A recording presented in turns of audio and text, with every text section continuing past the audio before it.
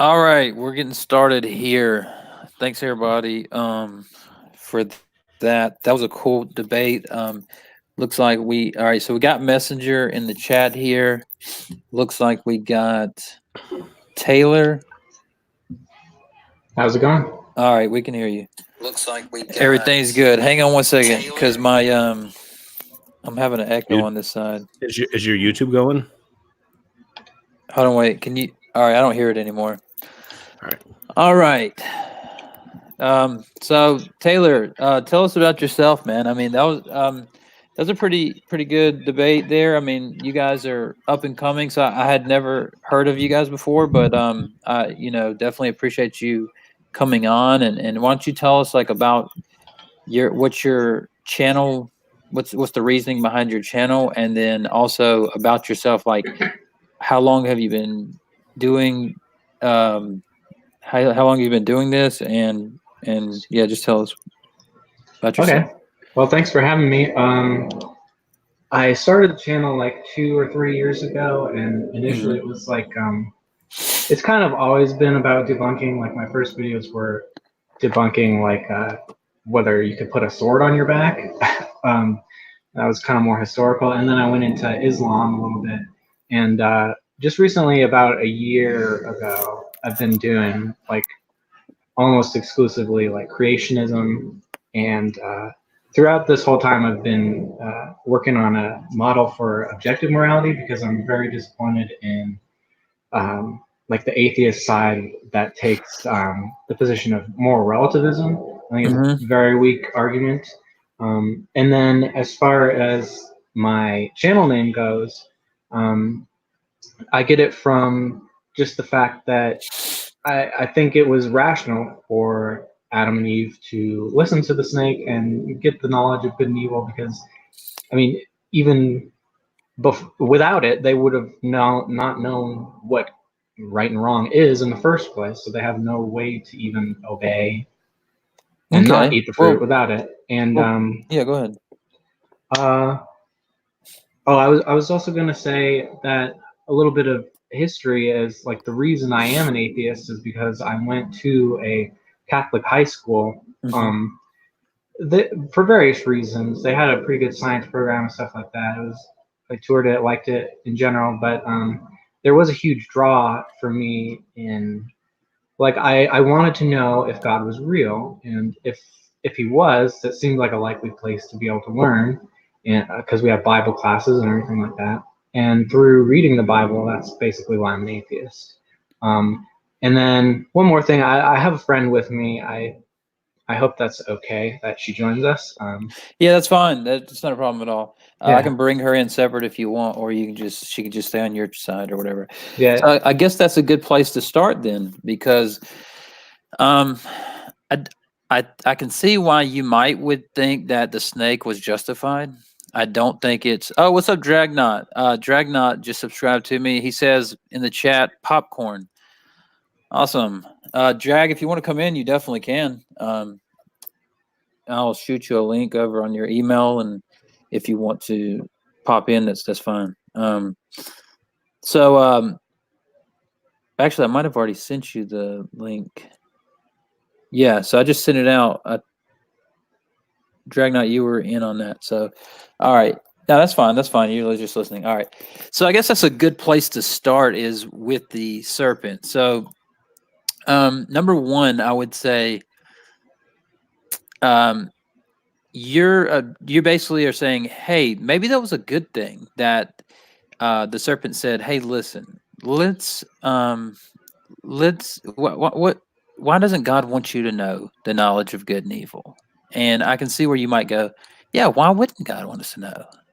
But here's the thing, it doesn't say that God was never going to tell Adam and Eve or show them the knowledge of good and evil, but rather, what how I would put it is that you need to be eased into certain things. So, for example, if you've never killed a person and then you kill someone, it instantly affects you. Instantly, you can just watch interviews from prisoners. But if you're a hitman and you've killed 100 people, the 101st one, it doesn't affect you. So it's not. There was nothing in the story that says God wouldn't that God wasn't trying to ease them into the knowledge of good and evil. All it says is that they were told not to eat from that tree at that point.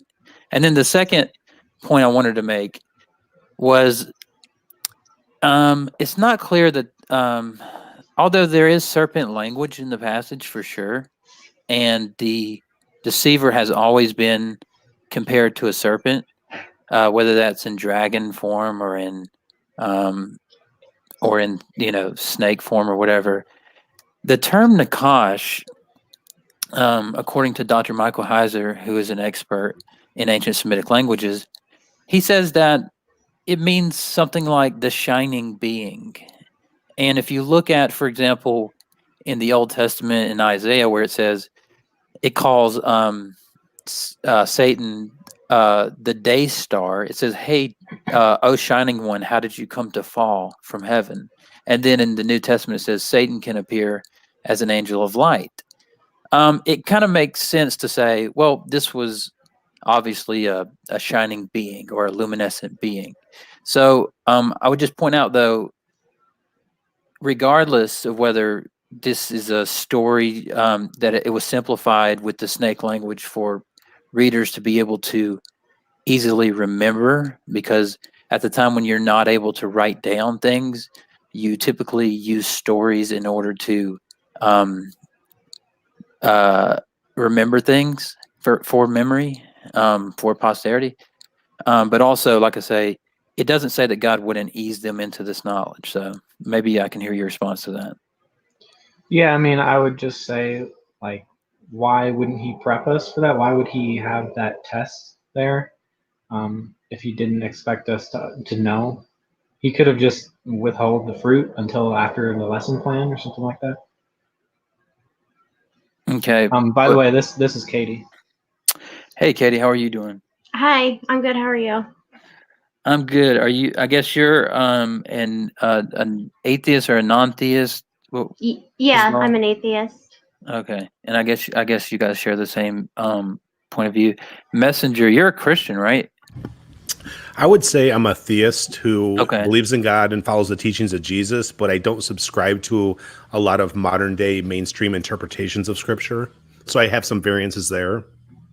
Okay. All right. Did you I've got some other things I wanted to ask Taylor about, but did you want to add anything right now?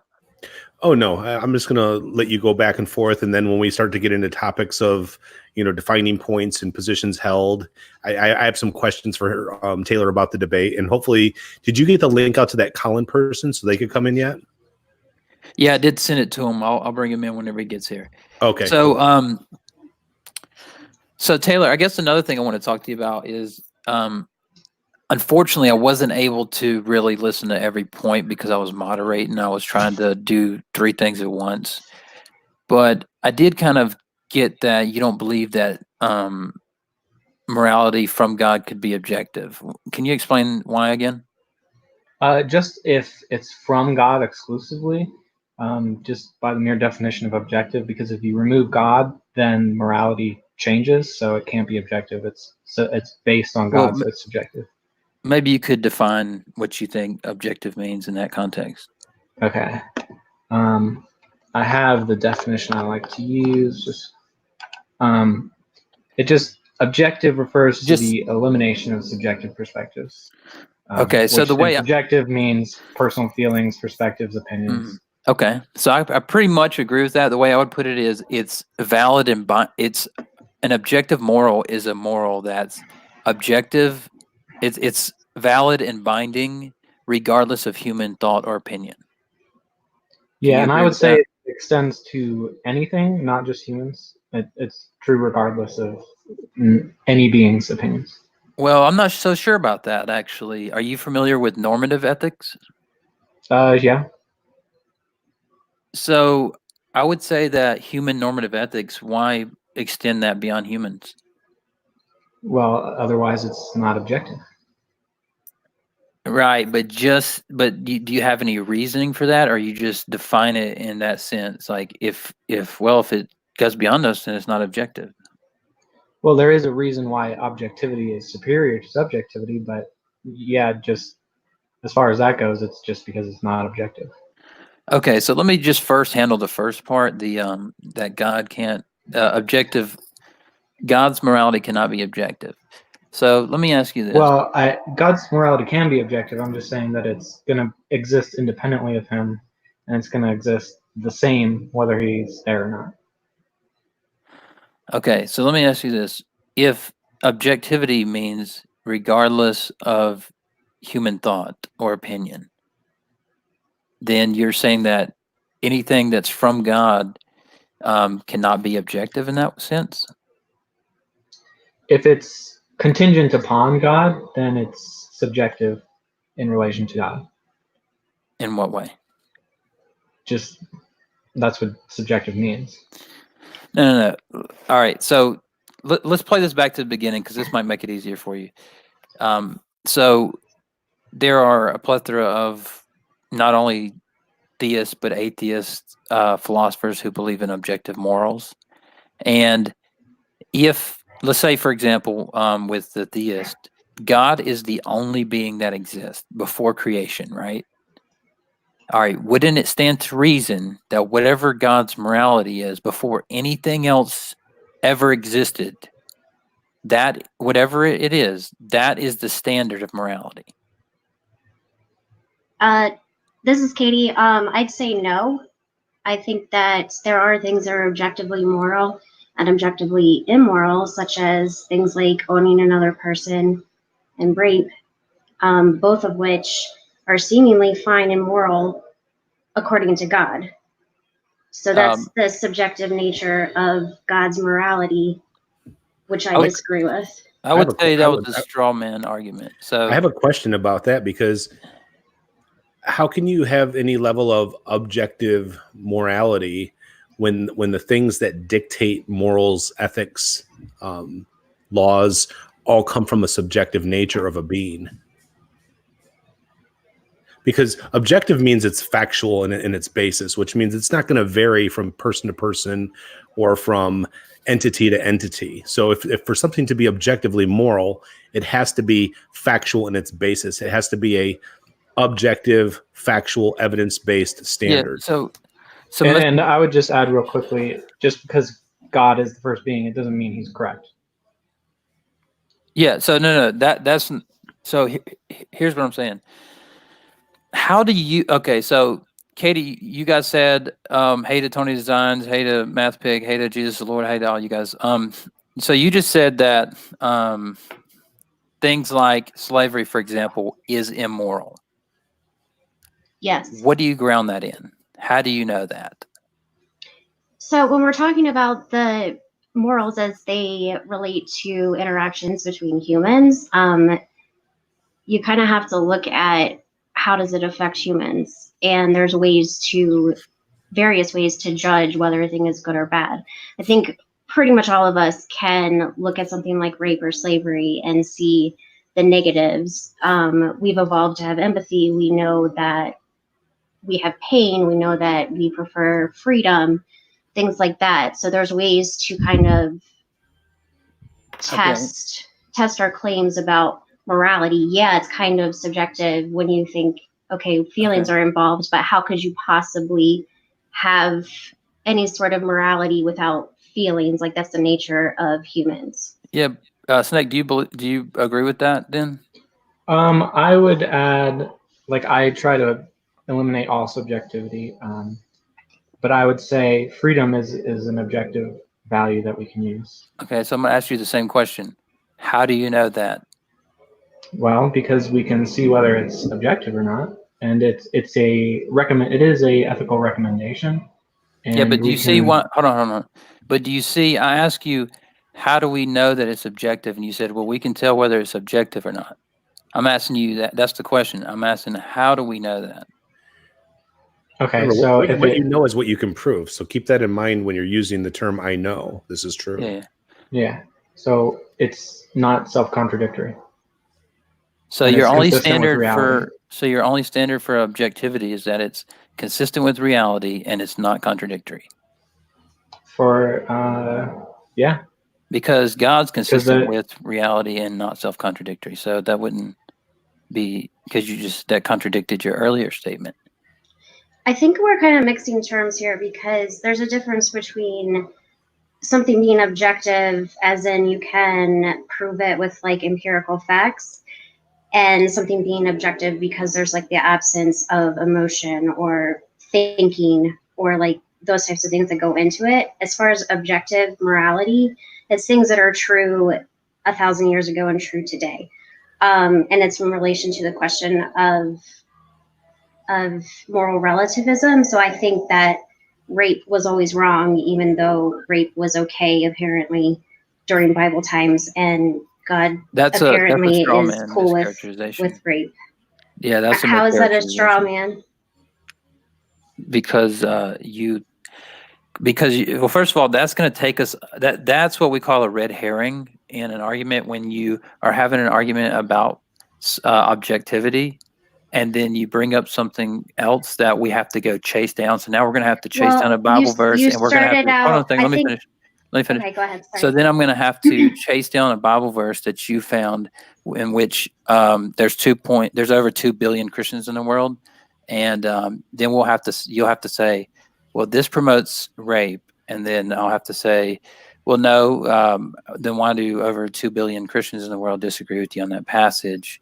And then you see what I'm saying? We're going to have to chase that down. So rather than that, let's stick to objectivity. And then I'm going to ask you guys again because I still haven't really heard. And I see Colin. I'm going to bring you in, Colin. I just want to finish with this.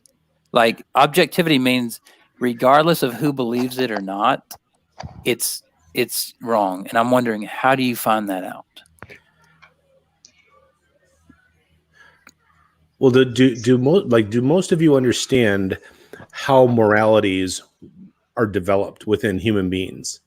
Do you understand? Because if we can't understand ourselves first, we have no idea how to understand or define a creator that made us the way we are. If we subscribe to that. So to get to any root cause of, if you're going to talk about things that are objective or subjective, either in your viewpoint or perspective, or if you want to get further into, is it objectively moral or subjectively moral? You have to understand how and why people develop the morals that they have. And that's when you're talking about defining concepts and understanding things, I heard very vague terms. They're not dictionary definitions of objective or subjective. They're not even philosophical definitions of objective and subjective. They're just your perspective based on how you've experienced life to this point. And if you use terms very loosely or in a way that's not consistent, then I think Katie was right. Is it Katie I'm talking to, female over there? Yes. Yeah, you said something that we think you're talking past each other or not using terms the same way, and you're right, because I really think that you have to clearly define specific terms if we're going to discuss specific terms. Well, Taylor and I agreed that objectivity is regardless of human opinion. Well, it's not just beyond thought, but it's not. It can't be beyond thought, because if we're not thinking about it, then we can't process it. Yeah, can I just make one point? Yeah, go ahead. I'm just replying to originally the concept of moral relativism was brought up, which is how the thought of objectivity came into the conversation, and then I think objectivity moved from, okay, there's an objective moral truth beyond like moral relativism and beyond the context of culture and time.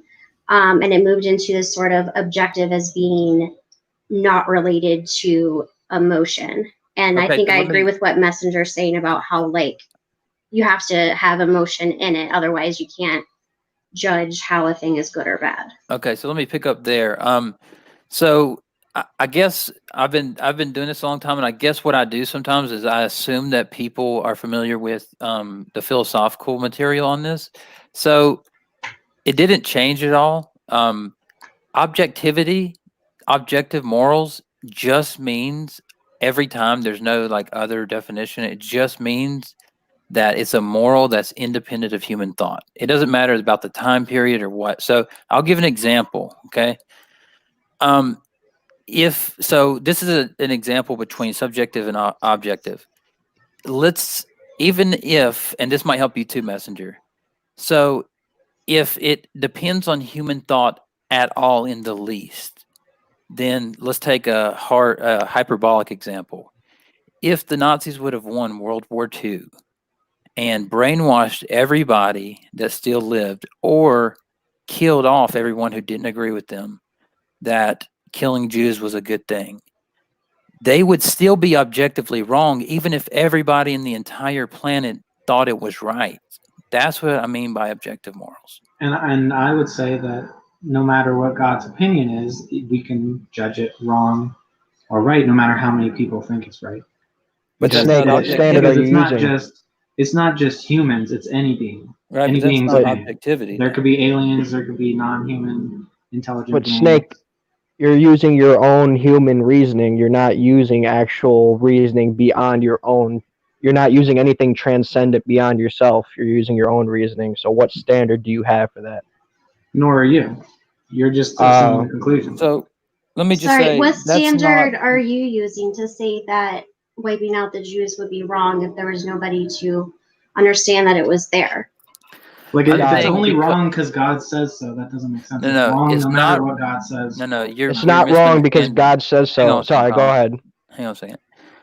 So it's not just merely because God says so. It's because there has to be in order for something to be objective, there has to be a standard of objectivity. Okay, so if, like, take a ruler for example, is a ruler? How is God an objective standard then? Well, let me finish. So you have to appeal to standard no matter what. If let's say a ruler, let's say that we're trying to measure something, and I say it's 1 ruler long. Well, if you say the ruler's 11 inches long, and I say it's 12, like, obviously we're going to disagree. But if there is a standard of that precedes the human mind that accounts for how long a ruler is, then it makes sense that humans would have to appeal to that standard or make up their own subjective standard. Why? Just because it's first? No, because not just because it's first, it is the only standard. So whether humans believe it's right or not, it is the only standard because, again, think about before anything ever existed, universe was created or anything, you only have God and God's morals. God is what we call good. So when we strive for something, we have to be aiming toward a standard. Let me put it this way. What is moral progress in your view? Well, coming to know better morals so that we get closer to the ideal. And the churches have all had moral progress. They don't behave according to biblical slavery law anymore. That's all because of the influence of secularism. See, that's again, I deny that. I say it's false. But again, that's what we call a red herring. It's where we're talking about one thing and then you go, but the church, because we're talking about moral progress. Yeah, we're talking about the morality of God as laid out in the Bible, which is, I assume, how you claim to know the morality of God. Well, that's getting into more in-depth things because right. Because Messenger is not a Christian; he's just a theist. We're just attempting right now to define what moral objectivity is, and Converse Contender is stating that it's something that doesn't require human opinion or perspective. Because you can have a human thought that's objective and factual based, like, hey, the tree is green. That's so let's not get off point, Messenger. Let's not get off point with that. So you said that we have to, in order to have moral progress, we're moving toward an ideal. That ideal is what I call a standard. Okay, and then here's the thing: where does this ideal or this standard come from? How do we know it? Like, that's what the whole question of objectivity is about. Is there a standard, and if it is, how do we come to know that standard? Is it just based on our opinion or how we feel? Or I think you can build a standard purely based on the idea that something exists and nothingness doesn't exist. Are you saying the only standard is you exist, so that's your standard? No, something exists at all. It wouldn't matter whether there were humans or not. So since something exists, there's a standard, but nothing set the standard. The fact that something exists set the standard. So the thing that exists that's not alive. What do you What's mean? God's standard? Because he created. There's nothing that existed outside of him until he created. He How was is that a eternal. moral standard then? Because he made us in his image, in his world, and we're in his image, so we are to be representatives of him, But defining again, in his who cares? character. How do we know that that image is something to be idealized? Because he tells us to that it is. You That want to use sounds the like Bible, I'm going every to use the Bible. That sounds like every charlatan, every false religion I've ever heard of. Well, It's let's put true it- because I say so. No, that's not it. No. So let's put it this way, Taylor. All right. Have you ever heard of the Euthyphro dilemma? Yes. Okay. So that may be a helpful example. People say, does God command it because it's good, or is it good because God commands it, right? Mm-hmm. All right, that's a false dilemma, because in the premises it says, does God command it because it is good? And when they use the term good, they're using it wrong, because what we believe is that God is what Plato called the good. And you can rationalize it in this way. If God is all that there is, then God is the standard. And then if God created beings outside of himself, it would make sense that being the standard and you created humans, that that your standard would apply. Now, what you want to do is hold God to your human standard. That's what I would call being backwards. So You get you've what I'm saying? named the standard and you've defined it as God, but how do you know what the qualities of that standard are? What do you mean by qualities? The values you hold. If you just define God as good, you're just swapping a label. What does that even mean, though?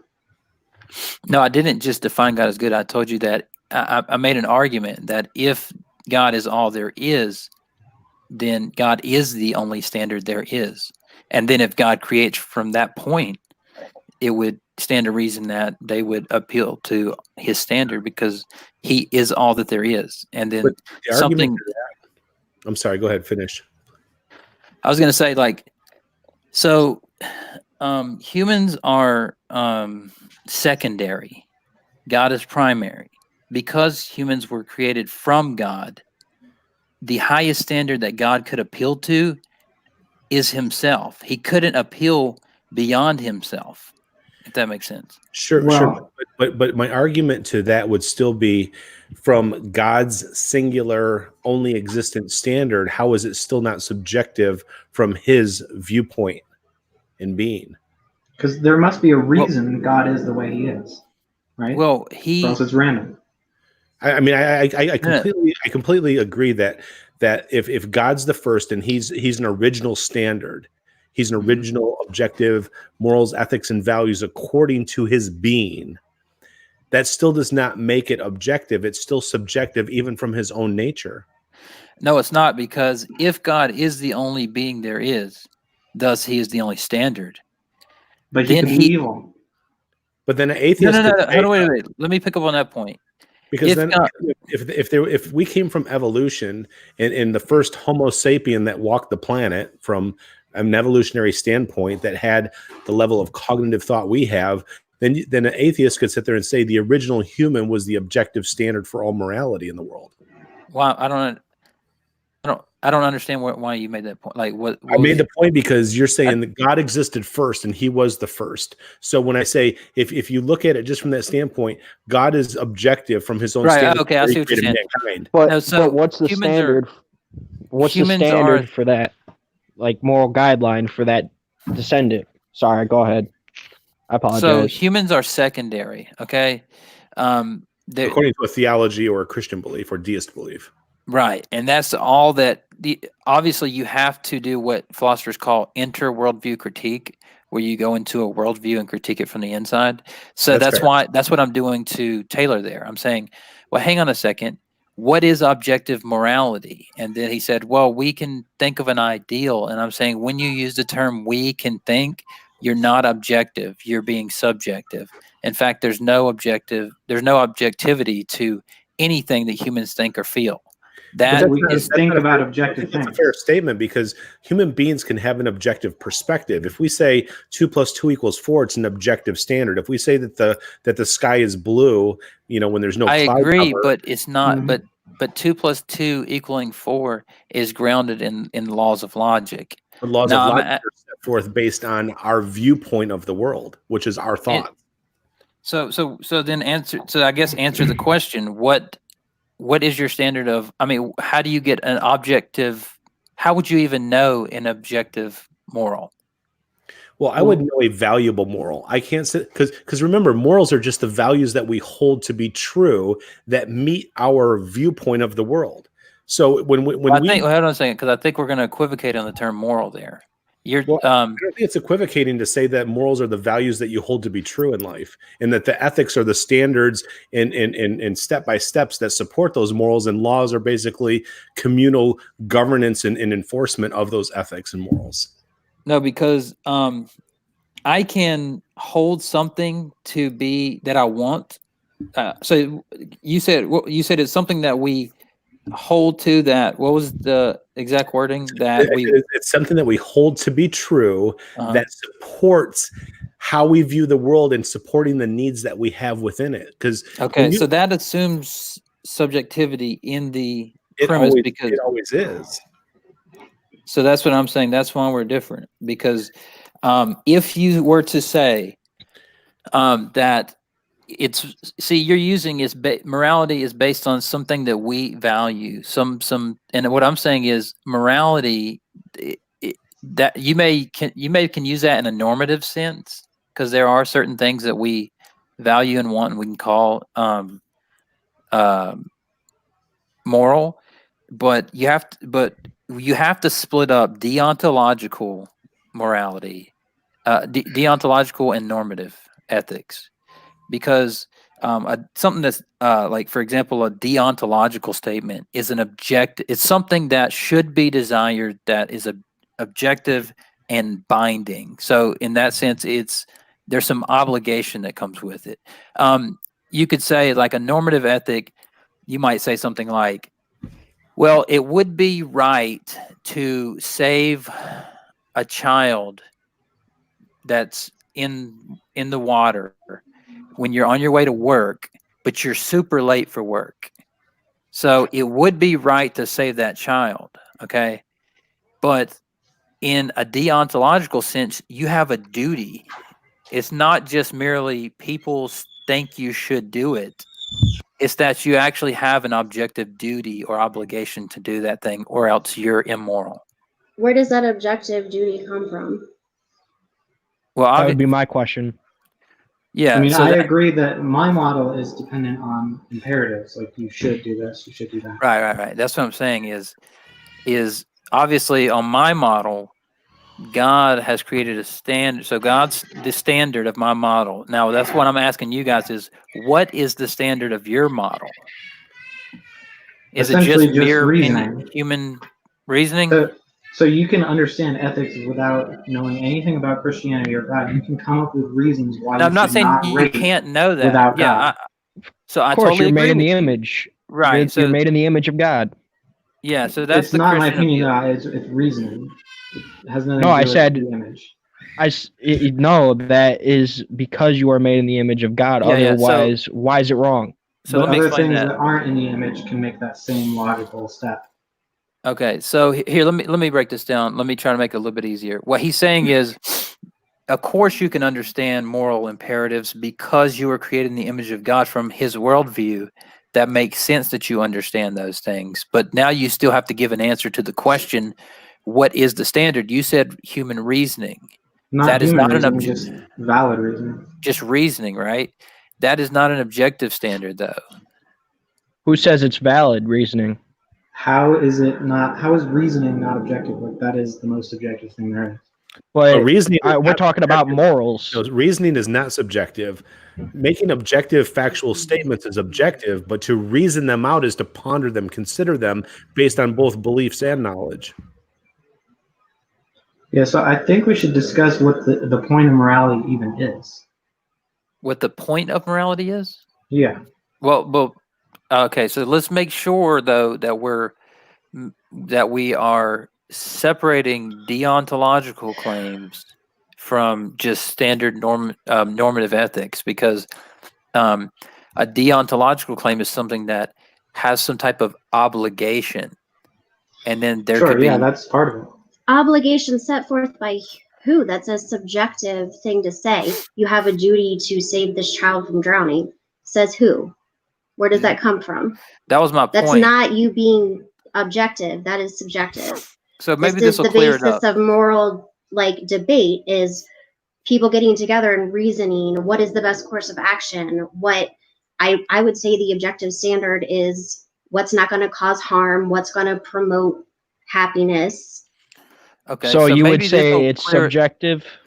Sorry. Hang on, Colin. Let me just finish this last line. Like, I don't Go want to ahead. gang up on Taylor. No, I appreciate Taylor being willing and open, and Katie as well, being willing and open to talk. So I think this might help clear it up. And I use this example a lot. Taylor or Katie, here's an example. I want to ask you guys a question. Why would you not use a pillow to hammer nails? Doesn't work. Because that's not the purpose of a pillow, right? No, it doesn't matter what the purpose is. It just matters if it works. Because I use. Oh, that's what you're knives. saying in different words. No. You can Hold on. repurpose something, sure. Yeah, I mean, you can use a kitchen knife to open a letter, even though the purpose of the knife is not to open letters. I agree with that. But I was given the pillow example specifically because it doesn't work to hammer nails. Because the purpose of a pillow isn't to hammer nails. It isn't to do something like that. It doesn't work because that's not its purpose. It doesn't work because it's not effective in hammering a nail. I can use a rock to hammer a nail. Because when rock has no purpose. When you use something for the purpose that it's not intended for, it's to utilize it. You couldn't utilize a pillow. Right. So that's my point. That's what they're saying is you can't utilize a pillow, but you could utilize a rock. You could utilize a any other heavy. I agree. That's why I gave my specific example that I did, though, is because the purpose of a pillow isn't for doing something like that. And what I'm appealing to is, if God is the only person there is, if God is the only thing there is at all before God created, then God is the ultimate standard. Now God creates. Now the reason I'm getting to why she asked me, why would we have an obligation to save that child from our worldview? It's because we were created with a purpose. And Christ gives that, and he says, love God and with all of your heart, soul, mind, and body, and strength, and everything, and then love your neighbor as yourself. And those are the purposes that God gave us. So that's our purpose, is to help our neighbor. Subjective? He's defining the purpose, but I'm saying it would be wrong to let a child die, regardless of what God's purpose is for us, regardless of what image we're in. It's always wrong. Yeah, but you're using a subjective opinion for that. You're saying we reason that that's wrong. But so are you. It doesn't state in the Bible, if you see a child drowning, you must save them. No, it says, love thy neighbor as thyself. So you're taking subjectively, you're Jewish. You're reasoning that from that you can reason that I should save that child. That's subjective. That's using your thoughts and emotions to figure out what is the right course of action. I disagree with you, obviously, but no, you're wrong. Your view is subjective. It's based on human reason.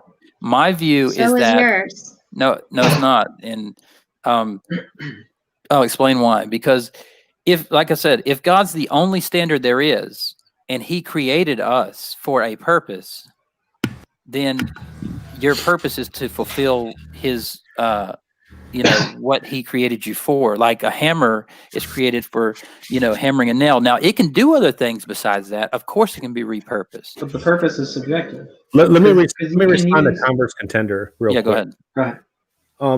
When it comes down to you making this, God's the first, therefore he's the objective. The only issue that lies in that, and this is something you have to address, is it requires a presuppositional belief, which means that you're holding this to be true with no evidence necessarily to support it. No. Remember, we are doing an interworldview critique. you have to go into the person's worldview in order to critique. So, for example, with you guys, I don't. Do you agree that it's a presuppositional worldview for me to enter?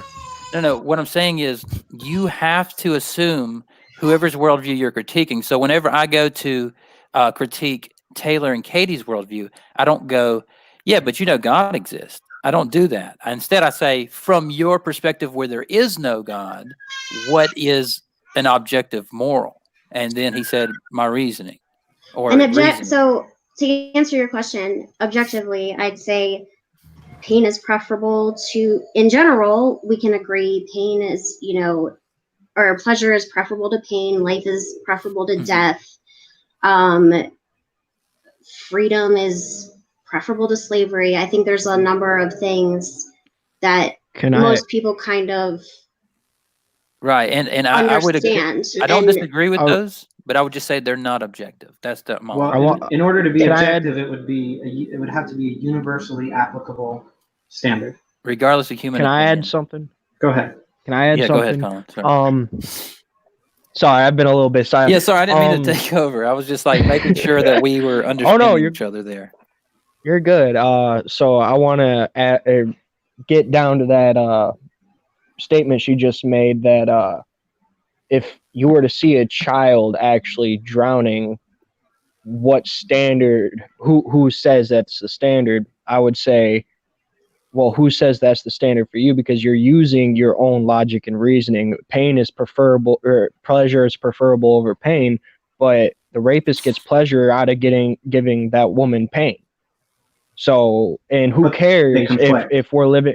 But who cares if we're living in an ungoverned, unguided universe? If another highly evolved bag of protoplasm does to another highly evolved bag of protoplasm, this life does not matter. It's purposeless. So there's no value to a trapped child if there is no God. The reason why it is bad is because there is a God. But that's not necessarily true because the nature. Give me a few minutes to explain this. Yeah, go ahead, Messenger. And I'm going to get into a human behavior aspect first, and then I'm going to get into my views on morals and ethics and laws, how they pertain to it.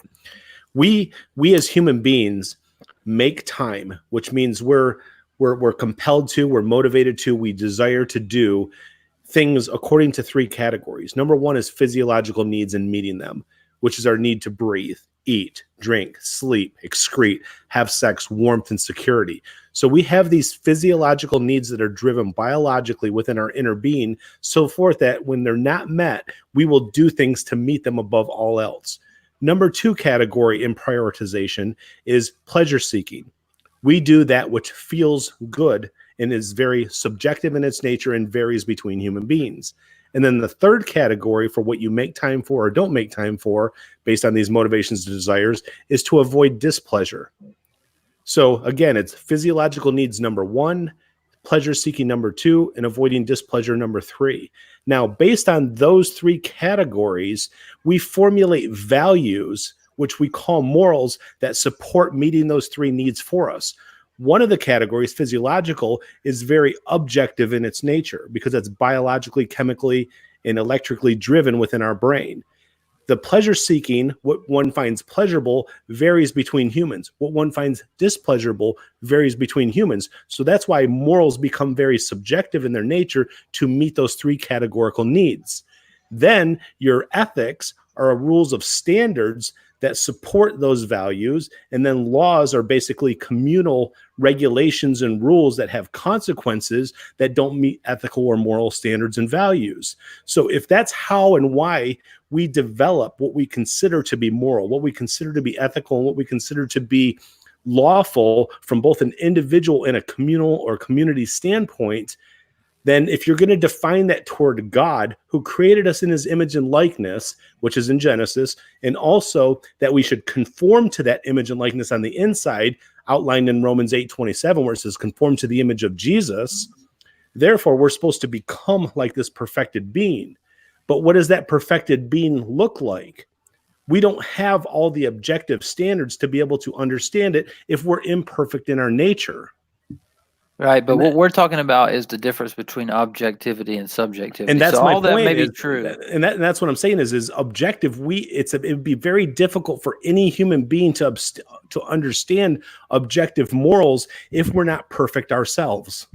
Okay, so that's what I'm saying is that's what I was getting to is that that's what this whole conversation was about was Taylor said that he had an objective standard.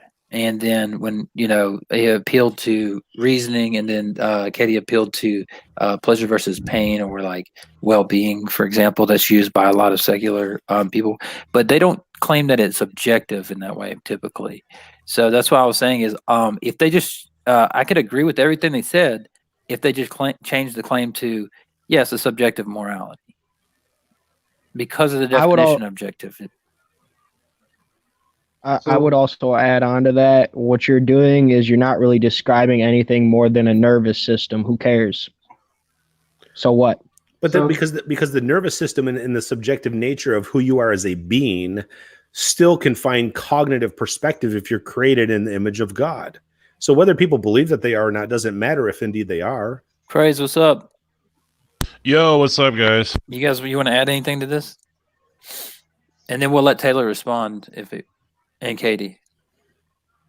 I think Colin had a point, and let him finish, and then I want to hear people's response to it. Oh, I thought he did. Okay, go ahead. I thought he did finish. I was just saying that it's a nervous system. I was explaining from more Taylor's point of view, but I guess if you want to talk about Messenger's more point of view, I would say that us knowing we all, like Paul says in Romans 1 and 2, that we all know God exists clearly. So yeah, I like to make way a point we too. But it doesn't say. yeah. But Paul's writing to believers. He's not writing to non-believers. So when he says we all know the truth, he's not referring to non-believers who don't know the truth. And you're No, saying but he does make specific that every person knows from the invisible and visible things in nature and all. Yep. But I'm not using that argument because what I'm doing is an inner worldview critique. I'm going into their worldview where there is no God, and I'm saying if things are objective and meaning that they're valid and binding to humans, there's some type of obligation.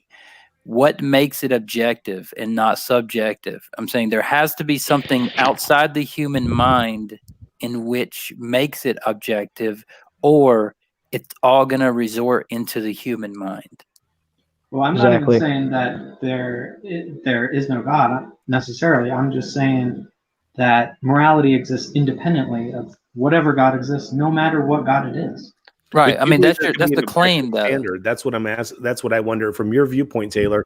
Do you believe there can be an objective morality outside of the existence of a perfected being? Yeah, that's my whole point, really. Yeah, that's his whole thing. Is he said there was an objective moral. Yeah, I mean, I could challenge that though, because Taylor needs to prove that his objective morality is not a figment of his imagination. So, Taylor, would you please, ground something that would show us that it's not a figment of your imagination?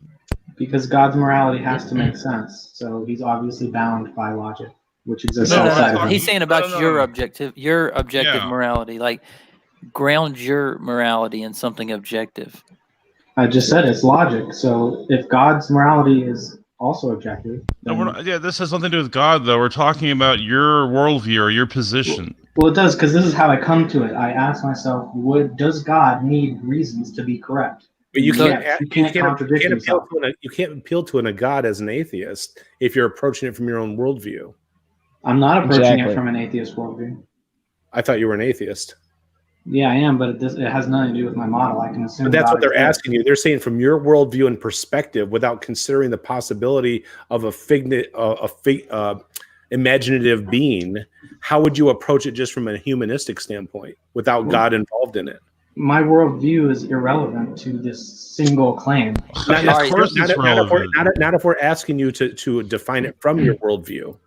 I'm not defining it from any worldview. I'm just defining it from logic. Okay. Let me illustrate real quick. So God cannot contradict himself. That's something. And so I'm looking for universally applicable standards of behavior. And so essentially, again, God cannot contradict himself if he's going to use universally applicable standards. And if we're just looking at it exclusively from an atheist perspective, for example, if you're saying it's okay to rape, that is not a universally applicable standard because it's self-contradictory. Saying it's not okay to rape is universally applicable standard of behavior, and so you can. Why? Because Wait a minute. you can recommend the same thing Colin, to every being, and it works out. Okay, but All no, right. wait a second. Why was that universally, objectively applicable to everyone? Because if you say no rape for everyone, if that's the standard, then there are no contradictions. Yeah, I mean, Okay, I like but- If you say that you yeah. can rape, then you're going to have to apply a different standard to say who can rape and who can't rape. Yeah, You but what can't if I define the say, difference- you can't define the difference of that being subjective or objective. yeah, Islam has. yeah, that's honestly there are worldviews that can contradict that. So like that's what I'm saying is it's either there's something subjective that like you said, all right, so I start with logic and I reason, but really you're starting with your own mind, like because even if there is logic, you have to do start that in with your own. order to get to God anyway, though. What was that? So yeah, You have go to ahead. reason in order to say that you figured out God anyway. So No, but I reason is don't. the first step, no matter what. No. You're talking about epistemology, okay? I'm talking about Yep. ontology. What grounds? So epistemology is how we know something, okay? So we could, you say I start with That's my the whole point. reasoning. Well, let me finish. You say I start with my reasoning and I reason to objective morals. What I would say is something like, no, my reasoning is flawed, so I don't start with my reasoning. Instead, the only way I could know something is if a being that knew all that could be, that everything that is true, revealed it to me. There's And one so- problem with that. Yeah. How do you know that that being is correct? He could Well- just be lying well, to you. Yeah, I'd like to explain a little bit of that, maybe. Yeah, go ahead, Craig. Well, I mean, as a materialist, you have to stay consistent with that narrative, and that means everything in reality is mechanical and involuntary. So anything that requires introspection, that requires an endowment from God. That is a teleological endowment. So tell me where your teleology comes from. Where what comes from? Tell me where your teleology comes from as a materialist, because you have to stay consistent with your worldview or your materialistic narrative, and that means everything's involuntary Not and all atheists are mechanical. materialists. But I mean, it's either biology, which is mechanical, or physics, and that would be involuntary. So, show me something that would, demonstrate or validate your teleology, and that's what it is. I mean, introspection is an endowment. So, I'd like to see what he has to say about that. So the purpose of a moral system is to make recommendations about behavior or states of being, because decisions lead to different states of being. Mm-hmm. So let's use examples. Well, can I argue that point first? Because go ahead. He said that decisions lead to different states of being, and it's backwards. States of being determine the decisions that people make. Right. That's That my too. point. What's that? Things cause decisions to happen, and decisions cause other things to happen. Well, it's a long line of causality. It's your information and experiences that you've been exposed to that dictate the choices, decisions, actions, and behaviors that you partake in.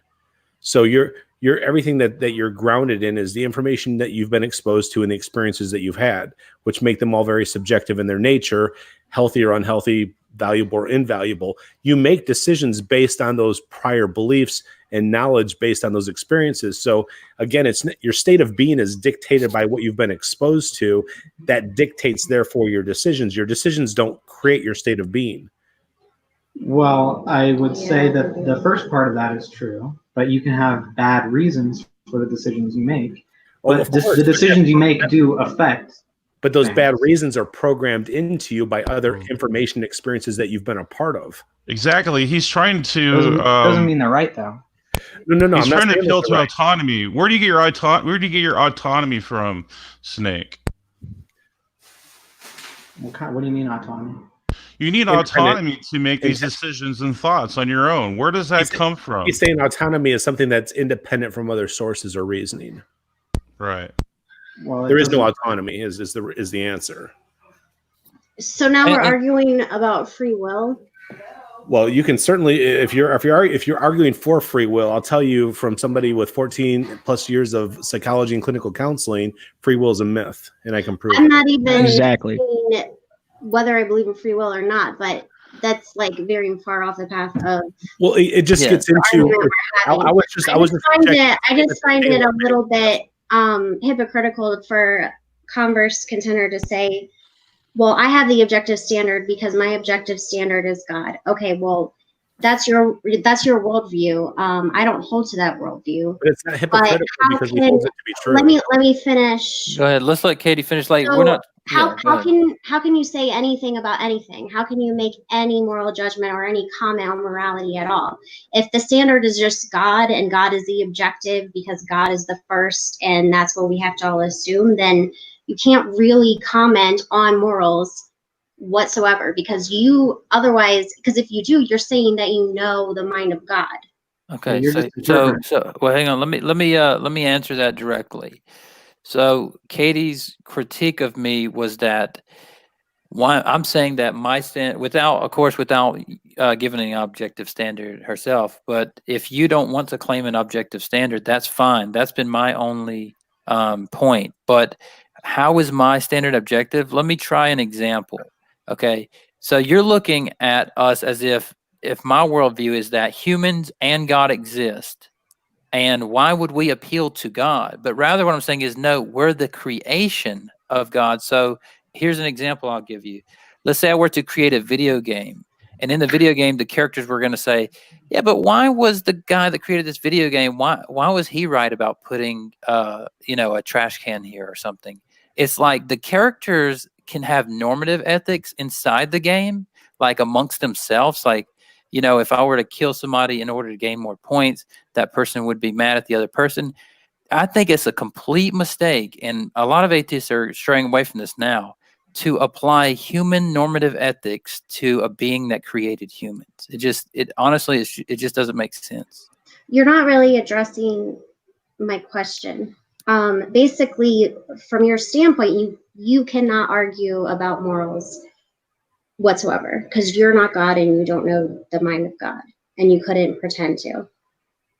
So if that's the objective, you can't really state what the objective morals are. You can just say, well, God is the objective. These are the morals. I'm speaking about morals as they relate to humans, and I can say objectively, rape is always wrong. You can't find one situation where rape would be moral. That's an objective standard. So you might disagree on my use of the term objective. Yeah, but that's the only thing. I'm okay to use that term. It's a different way to use it. That's what we mean by objective, that we don't have moral relativism. Right, but that's there is no way to discuss morals at all without discussing feelings. You just can't do it unless you're going with your worldview, right, which is that there's the standard, but I don't agree with that worldview. And then there's no reason for discussion at all. Like, you don't know the mind of God. You can't, so you better not speak about morals because you really can't. How could you? So I understand. Okay, so you made a few points there. So let me respond to those. One was that I can't know what I can't know morals because I don't know the mind of God. That's the whole point of revelation, is that if God exists and God wanted to communicate to humans, perhaps he would do it through prophets. And that's why and I know you disagree with those prophets, but that doesn't make it less true, even if it is true. And then the other point, it's just unreliable. When there's a contradiction, how can you decide which one is correct then? The conscience is another one.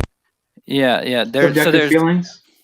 No. You can't really comment anything further than God has a moral standard that I can't claim to know or I can't comprehend, because you can't know God.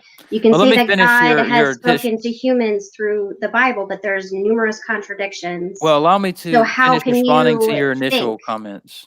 because I never finished responding to your initial comments. Okay. So what I'm saying is, if God exists, he could reveal himself to humans.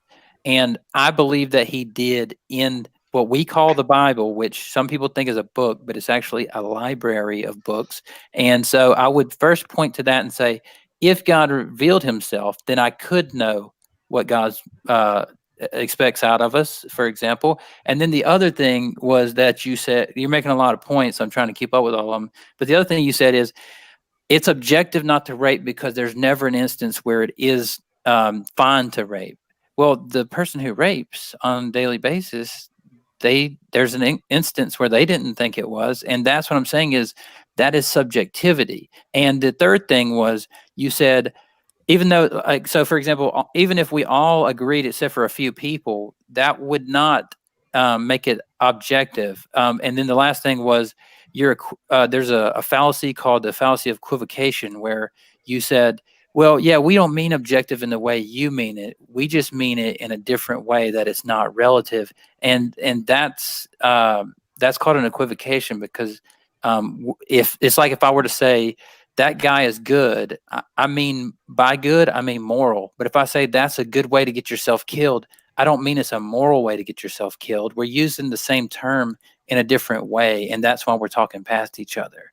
Yeah, well, I'm just arguing that if we're using objectivity in the way that you want to use it, there's really no. It's no, I'm saying, there's let me really no, just clarify like, there's that real just quick. no discussion to be had. Okay, I agree with that, but let me just say, it's not the way I'm using it; it's the way that it's defined. Like, no, there's different ways to define it. Well, let I me mean, finish. sorry, there just Philosophers is. all use that same What? term that same way. Philosophy is not the only definition of, like. Science uses it that way as well.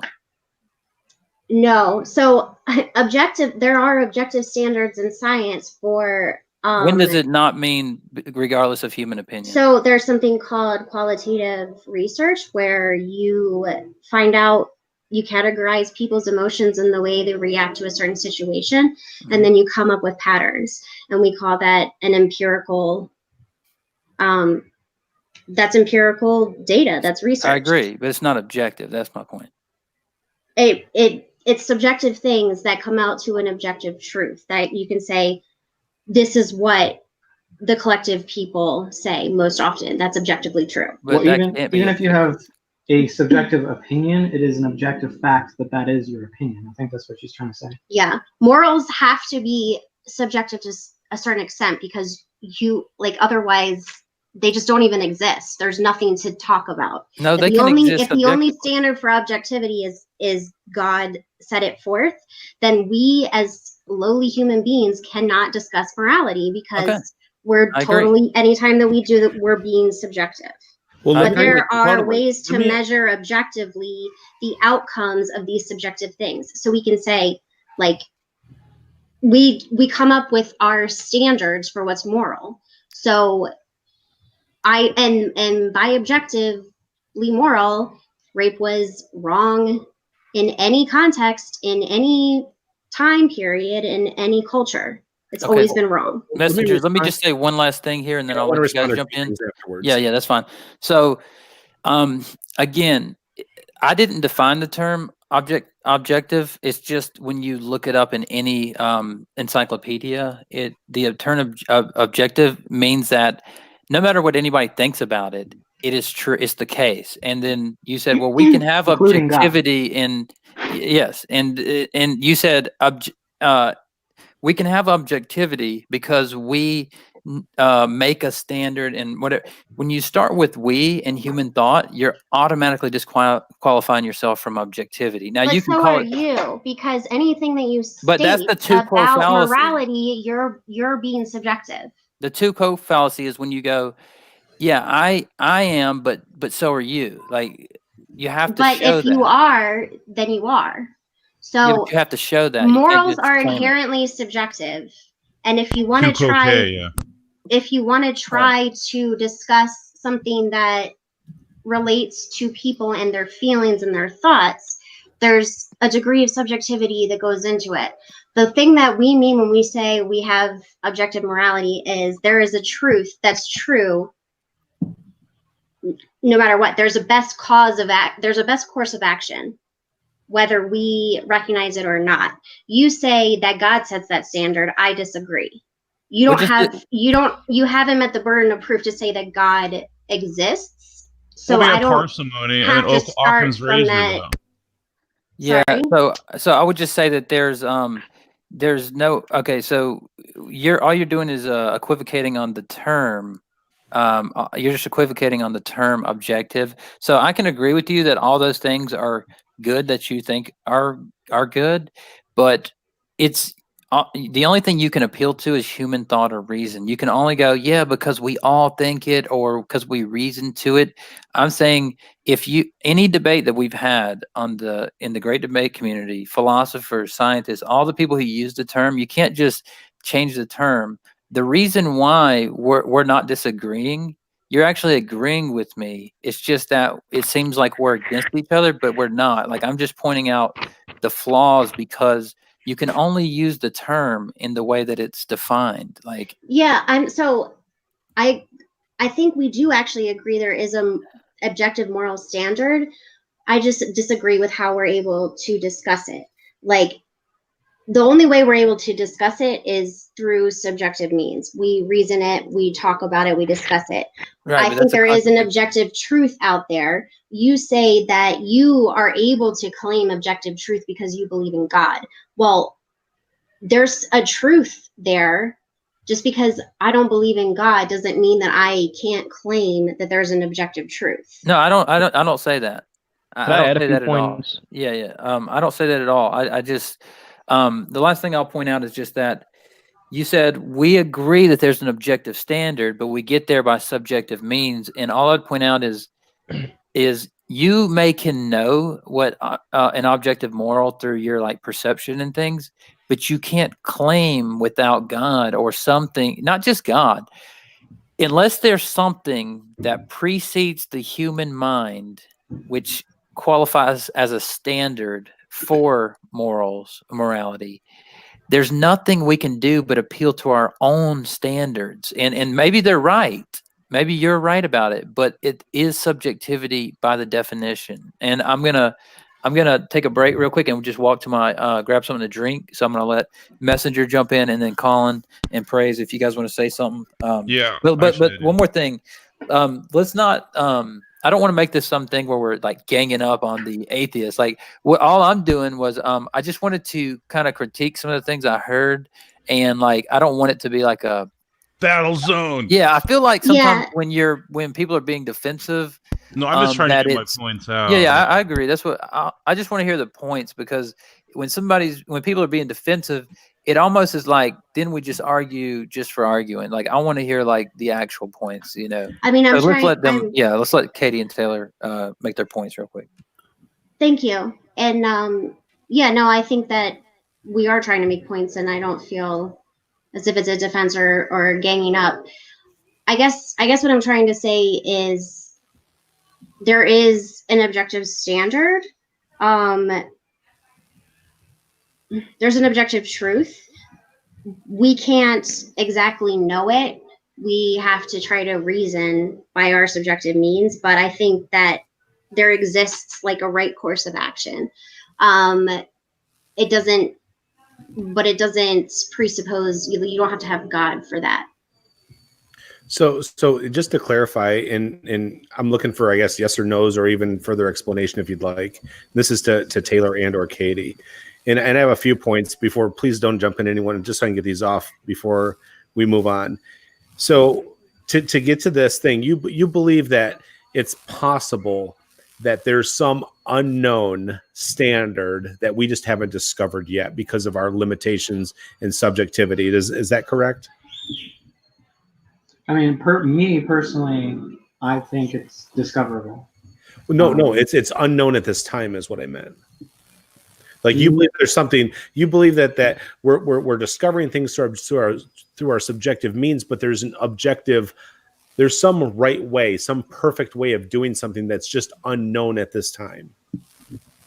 I think that I have reasoned at least partially there. I think freedom is provably a standard that you can use. Okay, well, I think that would get down too much of a rabbit trail, so I won't touch on that, because I just think that when you're talking about an objective standard, it's the belief that one could exist more so than it is I know this can exist, which means you've taken that, hey, we as communities, as governments, have formed communal or collective standards that therefore they're objective in their nature. And I just still think, even whether it be individual or communal, there's still going to be collective standards, not necessarily objective standards. Yeah, I'm not saying that just because the whole society agrees that just therefore it's correct. Because, you talk about, I think Katie mentioned the term greater good. The greater good is still determined by a collective means more so than an objective means. I don't think I said greater good, but You'd have to rewind the tape, but that was one yeah, maybe. phrases you made. And that's okay. And the only other thing I really wanted to address, and then I'm gonna turn it over to you guys to respond to me, or to Praise or Colin to jump in as well with their questions. But the other thing that I remember that Kata did say, she said something to the effect of that since we can't understand the nature of God or the mind of God or the will of God, therefore we can't understand his objectivity. Would you agree that's something that you had stated? Yeah, so meaning that, to Converse Contender's point, that the objective is set by him, then we don't know his mind completely, so we couldn't really comment on it. If there is a subjective, okay, that's what you believe, then pretty much anything you say about morality is just a subjective meandering in your mind. I think that we can kind of set certain standards as people as what's preferable, and look at things and say objectively, what is the best way to get to this standard? Yeah, the standard itself is sort of subjective, but that's what I mean by an objective morality. Okay, because my only response to that would be, there is a piece of scripture, and I'll kind of paraphrase / quote it, because I'm not looking at it right now, but I'm going to share it. It comes in the book of Romans in chapter 12, verse 2, and it says something to the effect of, conform no longer to the patterns of this world, but be transformed by the renewing of your mind. Then you will know what the will of God is, his good, perfect, and pleasing will.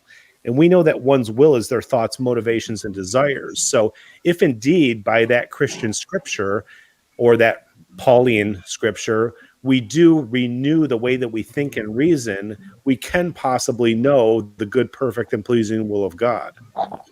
But you have to be able to confirm that. You can't just feel it. It's not no. I'm not talking about states of feeling. I'm talking about the renewing of the way that you think and reason. Think and reason is not feelings. But how do you know if it's correct? How do you know if it's rational? It says but it's a big if statement. And how would one, is what you're saying, substantiate that indeed is the good, perfect, and pleasing will of God? Yeah, like how do you know when you've got there? From my understanding of psychology or clinical counseling and understanding human behavior and studying it, I would say that which is, remember I talked about meeting physiological needs, pleasure seeking, and avoiding displeasure? Yeah. I believe the truly healthy or perfect mind would be the person who feels zero displeasure in anything, seeks pleasure that does not cause harm or negativity in feeling or states of being to other people, and still meets the physiological needs for one's sustainable life. Sure. So that's just my best subjective understanding of how do you get to the point of conforming to that image. That to me makes the most sense from my studies, which are limited, obviously based on imperfect human beings and reasoning and thoughts and studies and research. Yeah, and could you phrase that again? How do you know that you're not causing harm to others? Well, it would be that which does not cause somebody to experience displeasure in a state of healthiness, which means that I'm not seeking pleasure at my own desires that also brings harm or displeasure to somebody else. Now, granted, you could have somebody who is easily offended, easily wounded, easily scared, easily frightened, easily offended by something. There's going to be things that you might do in life that cause them to feel that way because of the unhealthy nature within their biological, cognitive, experiential, and emotional processes. But what I'm talking about is more intentional things where you don't have a regard for fellow human beings, that you're not worried about, gee, I'm pouring gasoline all over somebody's fire that's already blazing, and I really don't care because it's not my problem. And I would think that somebody who's in a healthy state of being doesn't have desire and motivation to do those type of things. All right. I mean, you would certainly need to justify what being healthy is, but I take your point. My main point would be that it seems like you could do all that in a godless world or without any knowledge of God. Well, remember, all truth originates from some truth. So everything that human beings are things that they've been received information for, they have experienced themselves, and have been able to cognitively formulate in their minds, which therefore generate our thoughts, our emotions, our beliefs, things that we hold to be true. So if everything that we are exists from something else, there has to be some begin point. What is that begin point from your worldview? I think that truth that you're talking about is basically the logical incoherence that would be true nothingness given the fact that something exists. No, it really gets down to, like, when you look at things like complex languages, they can't originate from grunts and groans. Yeah, they can. I don't. The linguists don't have the. No, that's just a best guess. It's not a theoretical, proven, evidence-based thing from even people who are linguists. Well, all you need is a common understanding associated with a sound that's used as a label. But you can use any sound. But it's not talking about being able to point and formulate some type of utterance that refers to an object. It's formulating things in a complex way. The languages that we have today are complex. Even the old languages were complex in their nature. My point is, and they get more complex, though. They have gotten more complex because societies came together with different languages and they formed new languages from them, which was to have a more better way to express themselves. But they still originated from something complex. They didn't come from something as in terms of grunts and groans, as if you left a bunch of infant children on an island and allowed them to grow up. They would never develop complex language. How do you know that? Because a baby could just be babbling and say ba ba ba. Based on someone could point to that thing again and repeat ba ba ba, and then that becomes a word. I'm not saying that they can't formulate thoughts like a monkey would or like a dolphin would, or they couldn't have levels of communication. I'm talking about complex language, and there's a differentiation between the two if you study those things. Yeah, maybe I can weigh in on that. We're going way down a rabbit hole on this. Yeah, let's don't get into linguistics, honestly. I'd love to. I actually wanted to ask one question to Taylor real quick. I have to step away, so thank you for your time. All of you. Yeah. Thank you. Appreciate Likewise. it. Good to see you. But I wanted to ask Taylor a question. Could you use any material object to explain what the word meaning means? Which word? Like a rock? To explain what a rock is? No, what meaning means. Well, you don't just start telling when you're teaching your baby about language, you don't start with big concepts like meaning. You point to objects and actions, and then they can actually infer what you're talking about. Oh, sure, but you have to have some sort of understandability to understand what the word meaning means without an object. So would you actually be able to point to an object to say this is what meaning means? To say, because you believe that we started from grunts and groans and stuff like that, so how would we be able to form something that is non-material within our language? You just hold up a rock and say this is a rock, and that's what rock means. That's what a rock means. That's what the word means. That makes no sense. It's done through practice.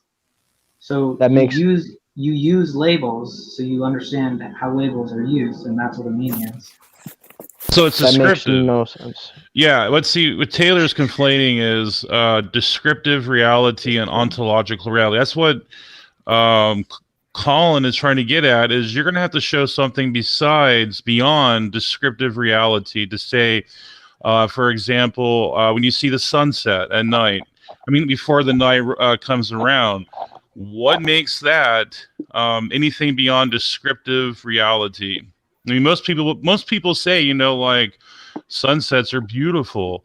They say all these type of things that it says it hits their soul. So where does that come in as a materialist? Because it stimulates your neurons, and those are made out of materials. No, I don't think you're understanding. The word meaning has a meaning, which is not based off of any materials. So you cannot use the word meaning to get other animals or other people to understand what meaning means by using materials. Well, logic exists within materialism. Logic is immaterial. Right. Well, then I'm not a materialist, so don't try So to you nail me down on that. So I've never used that label. I've never claimed to be a materialist. Not so once in my life. Not only immaterial materialist. aspects. So there are immaterial aspects to the universe, and you agree with that. I mean, it's basically how the materials behave, if you want to call that immaterial, but sure. But are they consistently behaving like that where you can actually count on them, and how do you know? Yeah, and that's inconsistent with the God belief, because God can just break those rules whenever he wants. Miracles. Never said he could. Then you're limiting God, right? So can God No, I'm contradict saying never himself? said Can he God will. do something that is against his nature? No, that's kind of a straw man argument. No, it's just that it proves no that your God is physical. limited, and there's something outside of your God limiting. There's a difference between can do something and will do something. Sorry, we're talking about like the laws of physics being the same, and I think what Taylor's getting at is if there's any claim that they could change, that would be like a miraculous claim. Do you not believe in miracles and things like that? Well, I certainly do believe in miracles, but my point being is that you can't justify your appeal to these things at all. I'm sorry? You can't justify your appeal to these things at all because you have no basis to say, okay, well, logic and reasoning exists, but how do we know it's actually objective, that it will always work apart from my own experience? Because my own experience doesn't tell me why it acts that way. Because it's more reliable than faith, and you demonstrated that because you admitted that you don't use faith for anything else in your life because it's not reliable. That is faith-based. That is faith-based because you don't know. No, you don't know when you get into... Testing a model is not faith-based. So when you get into a lab and you're testing that model and something and it consistently works and then it stops working, is that objective? I've never seen physics not work. What I'm saying is that the reason why you can rely on these things is because God is the standard. You don't start with God, you start with your own logic and reasoning and you work from there, but you don't have a basis for any of that. You can just say, my experience tells me so, but that is having faith in your own experience. And you can empirically observe these things. That's what I'm saying is your experience tells you something, but you don't know it will work that way consistently. You don't know that God is real. You don't know what that do you God ground is your good. empiricism You're just assuming it. I do, because there are immaterial aspects to this universe that exist and are transcendent. Let's kind of let's iron this out a little bit. So I think what Colin is trying to argue is that you have to have faith no matter what you believe at some point. So, for example, the laws of induction. David Hume pointed out that this was a problem for atheists as well, because if you see something drop, let's say an apple falls, it accelerates to the ground at a known speed, 9.8 meters per second squared, no matter the case, 100% of the times out of 100. But you can't know that it will do that the next time. And that's where you'll have to have some faith that it will. And you could say, well, it has every other time. I don't have to have faith to say that it will. It's never happened. I'm not saying that it's outside of the realm of possibility. I'm just saying I don't have any good evidence that it won't. Right. So that's So what they did. I hold out. That's I what you hold guys are out. using faith as. No, I see what's been demonstrated so far with science and the laws of physics, but I understand at all times that these things could be proven wrong. Science is always evolving. Science is always being challenged. So I'm the one that's open, and I'm the one that's not having a faith just based on just whatever. I'm not just taking it at face value and saying this will always happen because it's always happened that way. It could happen differently. That's why it's not a faith. That's why it's not a faith claim. But you assume So God's not doing part of that, though. So you are making Yes. assumptions. So yeah, I'm assuming that gravity exists. Yeah. then why do you You're count assuming on that it? it's not grounded in God. So so you're making assumptions about reality you need to demonstrate, which you said you already demonstrated, but you haven't demonstrated it though. So it's not faith. We're just working with models. As soon as the model stops working, we don't use it anymore. I don't have faith in the What model. does the model have to do I'm with actually God, though? skeptical of the models, which is why we consistently keep retesting them, and we're just So- done with them as soon as they don't Yeah, so work. I'm not disagreeing You're with still you. you- Well, hold on a second. I'm not disagreeing with you. The only point I'm making is that no matter what, every person has some amount of faith. Because, like, for example, if Not you're me. okay, so if your mom cooks you something to eat, you don't have faith in her that there's no poison in what she fixed you. Nope. You don't, so you wouldn't eat them. You wouldn't eat what your mom fixed you. Just because I don't have faith that it's not poison doesn't mean that I have faith that it is poisoned. No. That was what my point There's no was. reason for me to think there's poison. You so I have faith act in that your way. mother. You have faith in all kind of people. No, I Like don't. in your roommate, when you go to sleep at night, you don't. You have faith that he will not kill you in your sleep. Like everything, there's It could no happen. use. There's no use in trying I've to been worried deny about faith. that before. Absolutely. I've been worried about that before. I'm probably going to strangle Taylor in her sleep tonight. So Yeah. So, but, So- but I'm it's joking. you I'm don't. joking. You can't absolutely deny faith. Like you can try, but then Well, you I have do. faith that but you have faith that that's true. Like No, I don't get how you can depend on uniformity and say you don't have faith when you don't Yeah. know uniformity has always been the same way it is now. Well, I And know especially faith since is you don't not know that it natural. will be the same way in the future, because uniformity is dependent upon, science is dependent upon uniformity, but no, when you I'm go saying do that experiments, it can be not uniform. when you go do That's a experiment, possibility. but when you're going to do experiments, you're relying on that uniformity. So you having faith every time you step into the lab and every time you get up, you have faith that gravity No. will work. It's been demonstrated. We've observed it. No, yeah, But you don't know that it will always I think work. the problem is that the way that you guys are defining faith. So, for example, in the Bible, it says that there are things that you should hope for, but it also says that you should beware of false like teachers and things like that. Like it's like okay, so and they're like you should. So you're assuming, I think, that faith means that there is no evidence at all. Faith is not the absence of assumptions. Faith is like a complete trust or confidence. Right, but confidence can be grounded in evidence. So, for example, I might have faith in my wife. It doesn't mean that I know she's faithful. It means that I trust that based on what I do know. Now, what Right, I'm that's saying why is most your systems induction. have What I'm evidence. saying is, Yeah. so let me finish. With induction or uniformity, you have evidence that that the next object dropped is going to accelerate to the ground at 9.8 meters per second. But who's to say that it won't change? And what I'm saying is you have to have It that could is a change. type of faith.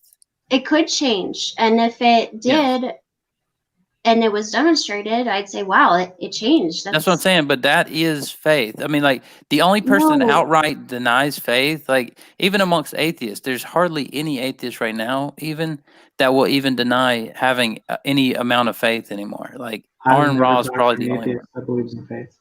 So would you say, Katie, that when you get into the lab and experiment, you would have confidence in the fact that it will turn out the way it has before? I have confidence. It's not a complete confidence, and I think that's the difference between like an assumption and Any faith. amount of confidence. So yeah, Any amount of confidence is faith. Yeah, Yes. that's not. I mean, I'm sorry. The term that's just confidence comes from the term confide, which Well, means with that- faith. Now you're Yep. equivocating. And No, I'm Yeah. not. I'm using the etymological direct fallacy. etymological usage. Yeah, that's a fallacy. No, it's not. Etymological Yes, it fallacy is. is only a fallacy if it doesn't mean that. It Right. doesn't mean It doesn't that. mean that anymore. No, it really doesn't mean that. I mean, Confidence. faith is generally discussed in the context of religion, and it's basically a claim that people make when they don't have good No, empirical colloquial. evidence People use for that colloquial all something. the time. That's We don't completely speak wrong. Latin. Yeah. Wait a second. We Wait a don't second. speak Latin. We speak English. Yeah, but confidence doesn't mean that you have a certain amount of belief in something given evidence, but not fully believing, not full evidence, because that's what faith is. Is you don't So- have complete.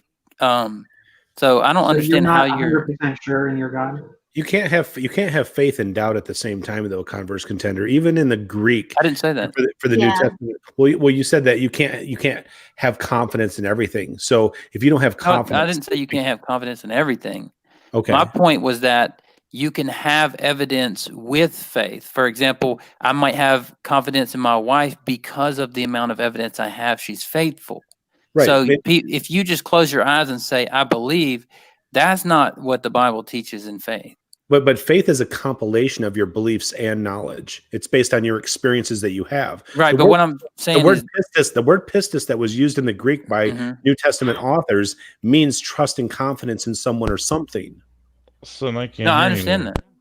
that. Okay. No, I So that's- completely understand that. It's I'm just saying, like a lot of like what I think that Katie and what Taylor were saying, or I don't know if it was both or just Katie, but they were saying that from a lot of Christian theological doctrines that they hold to that definition that it's believing in something that's unseen or unheard of. yeah. So there are many things. Like for example, it's unseen that the laws of nature will be uniform tomorrow. That's unheard No, of. it's not unseen. It's not? It's been You've demonstrated. seen it? You've Yeah. seen tomorrow? No, That's- I'm that's saying strange. all throughout the Like- past, it's always happened this way. Yeah, but that's There's not what I ways said. there's ways to directly observe Right, it. but that's not what I said. It's not I just a said feeling. tomorrow. It's not just an assumption. Like I might have faith. Yeah, I could say I have faith that Taylor is not going to cheat on me. Right, exactly. But that's me but respond I to can't really demonstrate conclusively with evidence that Taylor's never cheated on me. I'm not with Taylor 100% of the time. That's where the faith comes in. The Right, problem I exactly. have is But when you you have apply that to science, where it's like we measure these things, we observe them. That's where we can say it's more than just a faith. And Yeah, but- I can hold out that like it could change. Yeah, that's what. But The majority of but that's not meaning that I have just faith in science, and that's the basis for my belief in science. Well, I didn't say you No. don't have evidence, but if you don't know 100% of the case, like if it couldn't, like for example, if you believe or if you knew that it couldn't change 100%, it could not change, then you do not have faith. But if there's a possibility that it could change tomorrow, then no matter what you think about faith, you have to have it that when you drop that object, it's going to do what all the evidence has pointed to in the past. And Well, that's you don't. induction. Even 'Cause- David Hume, the philosopher, atheist philosopher, he pointed this out. Like you should go read Hume because he pointed out that you can't solve the problem of induction from a human can't. Like Are you it's just talking a about problem. Bertrand Russell? No, I believe it was Hume that Well, that the talks reason about- we do demonstrations like in classrooms and such is to prove that it still works. And so should we use the methodology, however, percentage it might be false in the future, should we use the methodology that works 365 days a year for every year since we've been checking? No, that's not the Or point. should That's totally besides the point. or should we use the method that gets us to any and all gods? No, I can and totally any agree with position? you. I can totally agree with you. We follow the evidence, right? But what I'm saying is your claim that you don't have a single bit of evidence, and Caleb Dry Apologist says, yes, it was Hume that put forth the problem of induction. So, but your claim that you don't have a single amount of faith for anything, you would have to claim all knowledge. You'd have to be all knowing in order to claim that. Well, or I could just be abstaining from making a judgment. Yeah. No, but even if you did, if so you have to make judgments in life. So if you drop something, you have faith that it's going to accelerate at 9.8 meters per second. Now you have evidence for it. I agree, but the problem is of induction is you can pass 100 red houses and go red, red, red, but you don't know that 101st house is going to be red. Like I say, you should read Hume on this because he brings this up from a atheistic point of view. Like, Yeah, I don't know the that. problem. I don't have faith in the next house being red. It could be. I know that it could be wood. But my We're response is waiting this. for judgment about what the next house is going to be. But you do have faith in some things, whether you declare them to be true or not, because your states of belief and your states of knowledge will dictate faith in something. You have confidence to pick up your toothbrush and brush your teeth. Well, no, I don't. It's just if the toothbrush is still in my hand and it's in my mouth, then it's doing its job currently. No, okay. But if it slipped through my fingers, I no longer. You're abstaining from answering the question in a is that way. really the definition of faith to you? Yeah, is that really what your belief in God is based on? Is just an assumption that a toothbrush is going to work the way that it works, that it's going to be a material object and continue to exist? That's one example of faith, yes. Okay, well, if that's how you're going to define it, whatever. That's different. I think though that because the word pistis in the Greek means trust and confidence in something or someone.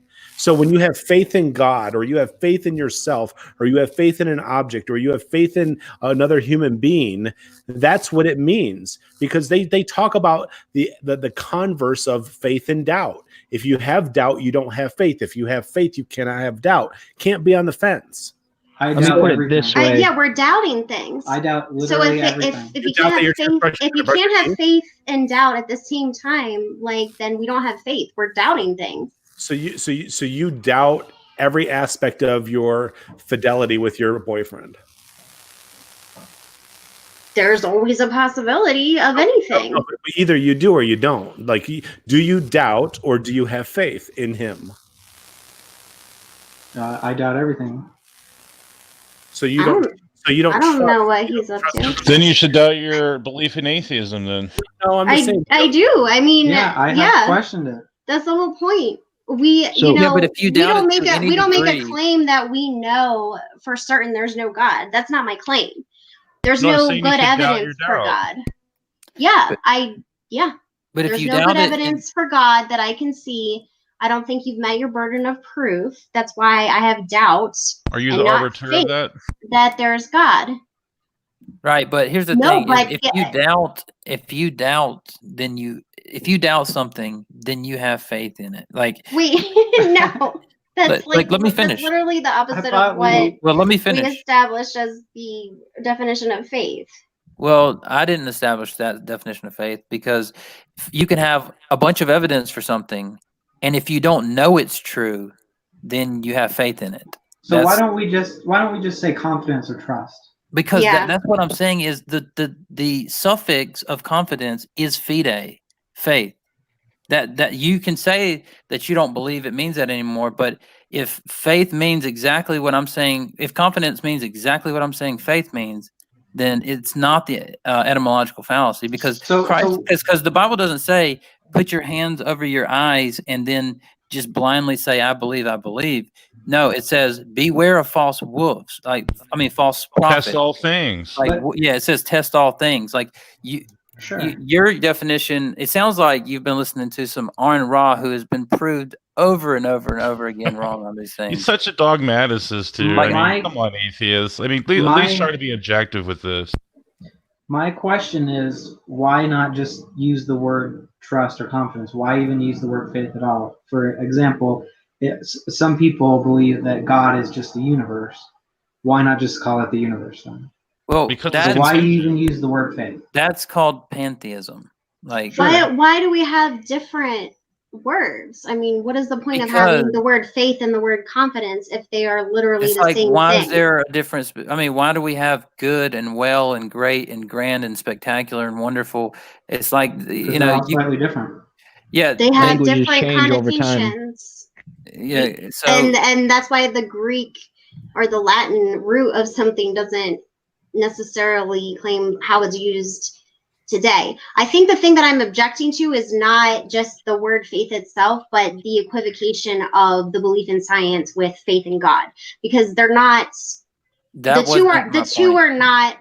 Well, I think that's originally how we got started on this subject about, you're saying we have faith and we have faith in science and we have faith in the laws of physics. I mean, they're just anything you not the don't same, know, because we can see these things, we can test them, we can measure them. We can't really test the word of God. And actually, when we do, Yeah, we can. I mean, it doesn't. Yeah, so we've tested.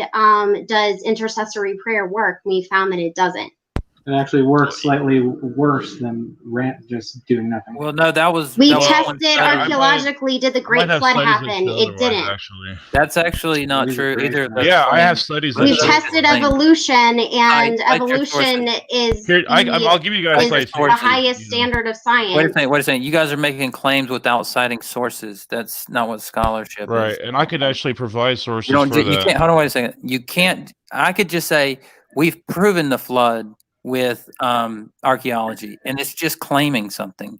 You can't just claim something like that. Like when you say the Bible promotes slavery, you're just claiming that. Like those. Okay, those I are can just give you. claims. I can give you the verses where the Bible promotes slavery. Listen, I've debated. If you want to go there, Leviticus 21, Let me finish. Exodus 25. Let me just finish, and then I'll jump. The I'll let whole you jump in, story of Bryce. Genesis, where women are traded Did you and see raped last and night's their stream? Wait a babies second. are Yeah. kidnapped. That's what. Okay, wait a second.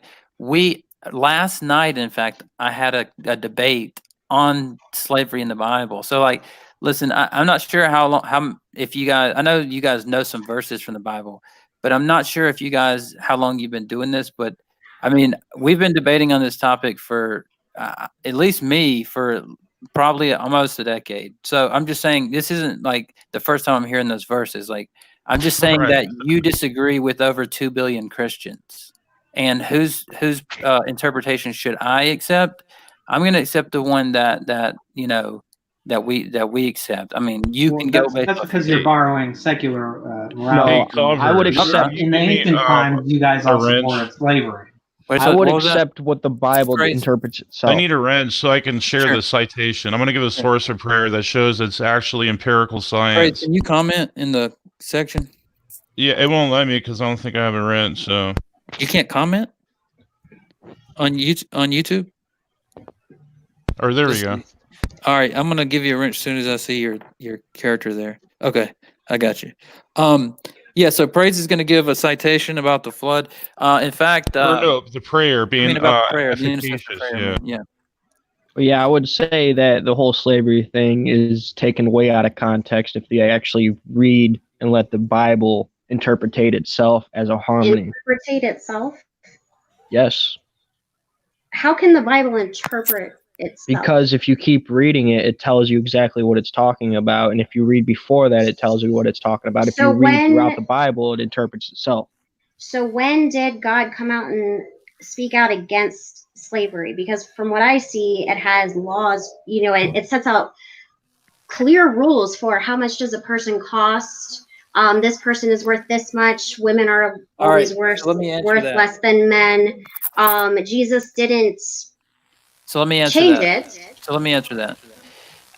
So you say Jesus didn't change it. First of all, Christ came and he told a lot of people different things. Like Moses told you could write your wife a certificate of divorce. I say it hasn't been that way since the beginning. So first of all, don't tell me. Let's say, okay. So wait a second. You guys didn't let me finish off my point.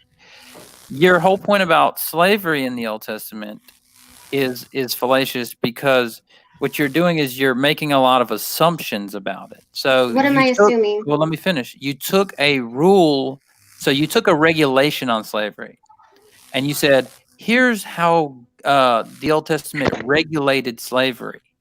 And what I'm saying is, my whole case is that God went to a barbaric people who thought slavery was good, and he said, now you're going to follow a different law than the other nations, and we're going to put regulations on this to start to get them off of it. So what he did was, So that's subjective to the time and culture.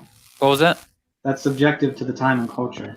No, so what he did subjective morality, then it's moral relativism. No, it's not. God is practicing moral relativism. If there's an objective morality, if I believe that my son, I treat my son different than I do other people because my son can't understand what everybody else can.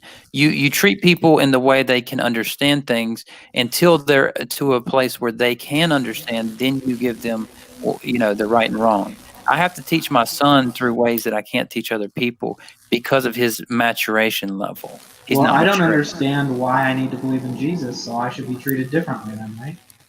Yeah, and in fact, it says that in the Bible. It says, I got an echo coming from somebody, but it says in the Bible that new people that are new babes should get milk instead of meat so that's the analogy that's used in the Bible. It's saying that you should get milk until you're able to have solid food. So that is actually a biblical principle. And like I say, Christ said, Moses told you this, but I tell you that on multiple. But I think Christ also says, slaves obey your earthly masters with respect and fear and with sincerity of heart. Just it means your employers in the Greek. Slaves obey your masters. You need to look at what the Greek, the word master is. It's kurios, and this means employer. Yeah, employer. And here's how you can. But that's why they bought. That's why they stole these people and had a price for them because they were just an employer. What is the Greek for slave? What is the Greek for death? It's an offense to death if you steal anyone. Where do you get that? That's a complete fabrication. If you steal a Jew in certain contexts. No, anybody. No, if you steal somebody else's property, you steal their slave that they own, you can be put to death. No, it says but you are allowed. What is it? Take from the heathens around you. No, take of them from the heathens around you. I went through this last night. Go to last night's stream. We had a debate on my channel last night about this. So that's not what it says. First of all, does it say slaves? You cannot kidnap someone. It says you cannot kidnap someone or you will be put to death. But secondly, let's point out when you said slaves obey their masters, let's look at an example in the New. So that's in the New Testament. Let's take an example from the New Testament of a slave. Like in Matthew chapter 25, where Christ says there are 3 slaves and they're each paid talents of gold according to their skill level. That doesn't sound like what you're saying slaves are. That also slaves can get paid. Yeah. So that's do you know what gladiators are? Are you aware of what gladiators are? Yes, I'm aware. But that's what slaves and they get paid. So what is the word there? Is it actually slave? Curious. And as Perry's pointed out, not employer. I'm not asking for what the masters is. I'm asking for what is the word slave. Well, I'll look it up. What's verse you looking at? It's doulos, right? Yeah, it's doulos. Yeah, that's it. Yeah, so that's used as servant. So Moses is a doulos. Yeah, Christ. Yeah, exactly. Even if you look it up in the LXX, Christ is a doulos in Isaiah 53. Exactly. Why is a slave of Christ? Why is it translated as slave? Well, because that's the modern context of it. So you have to get used to modern terminology. Slavery. That's what I'm saying. You shouldn't argue based on a translation of something. Then God's word has been corrupted. No, slavery today is a whole different meaning. So it's doing a terrible job of getting that message to me. If you guys can just corrupt it with your translation. Look, no. Here's the thing. If they're just a servant, how can they belong to your children and their children belong to your children in perpetuity? I'll answer both. God was property of Israel, and he was going to be inherited down to their generation. You're going to say God's a slave of Israel? Inheriting humans is slavery. Sorry. Plus, the other thing is, you said God's doing a lousy job of convincing you. First of all, God doesn't try to convince people. Christ hears Christ said, "My sheep hear my voice." If God wants you, you don't have a choice. Like you're going to hear His voice. But second of all, the choice is made for me. Let me finish. So God just doesn't like us. Just let me finish.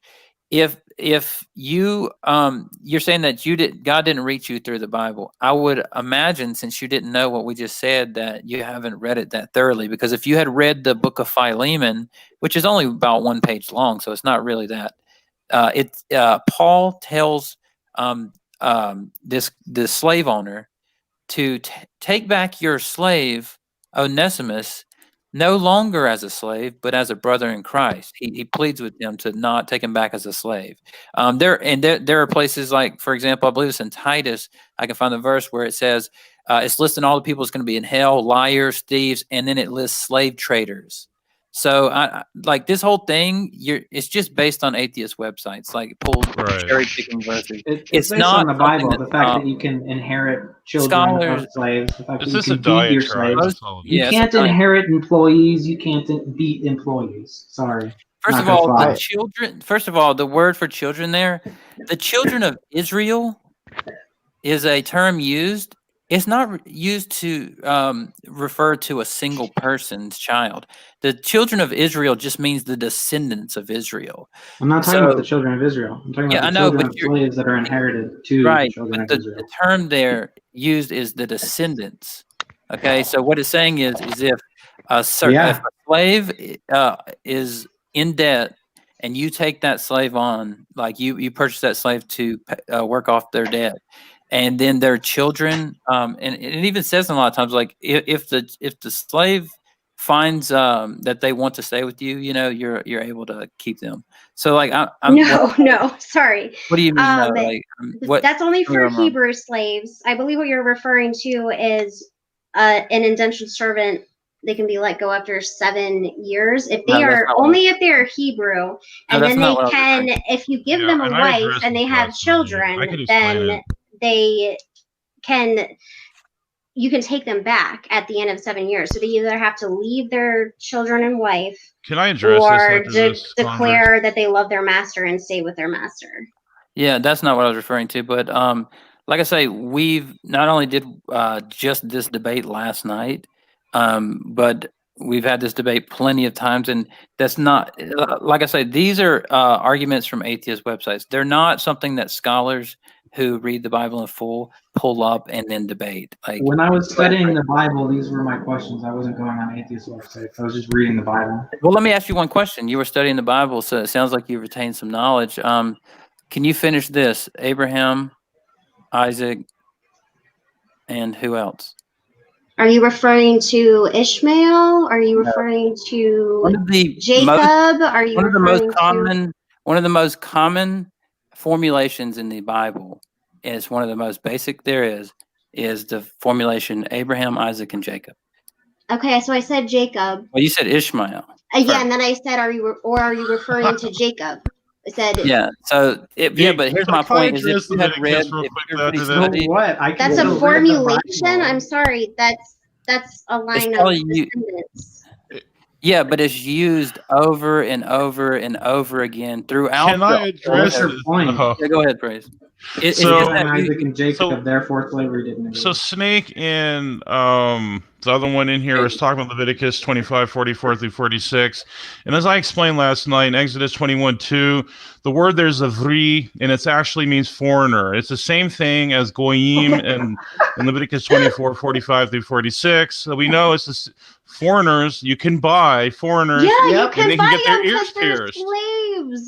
They're Yeah. foreigners. Thanks That's for proving so our- not It's the only are they same slave verse in owners, Exodus they're 21 though. racist.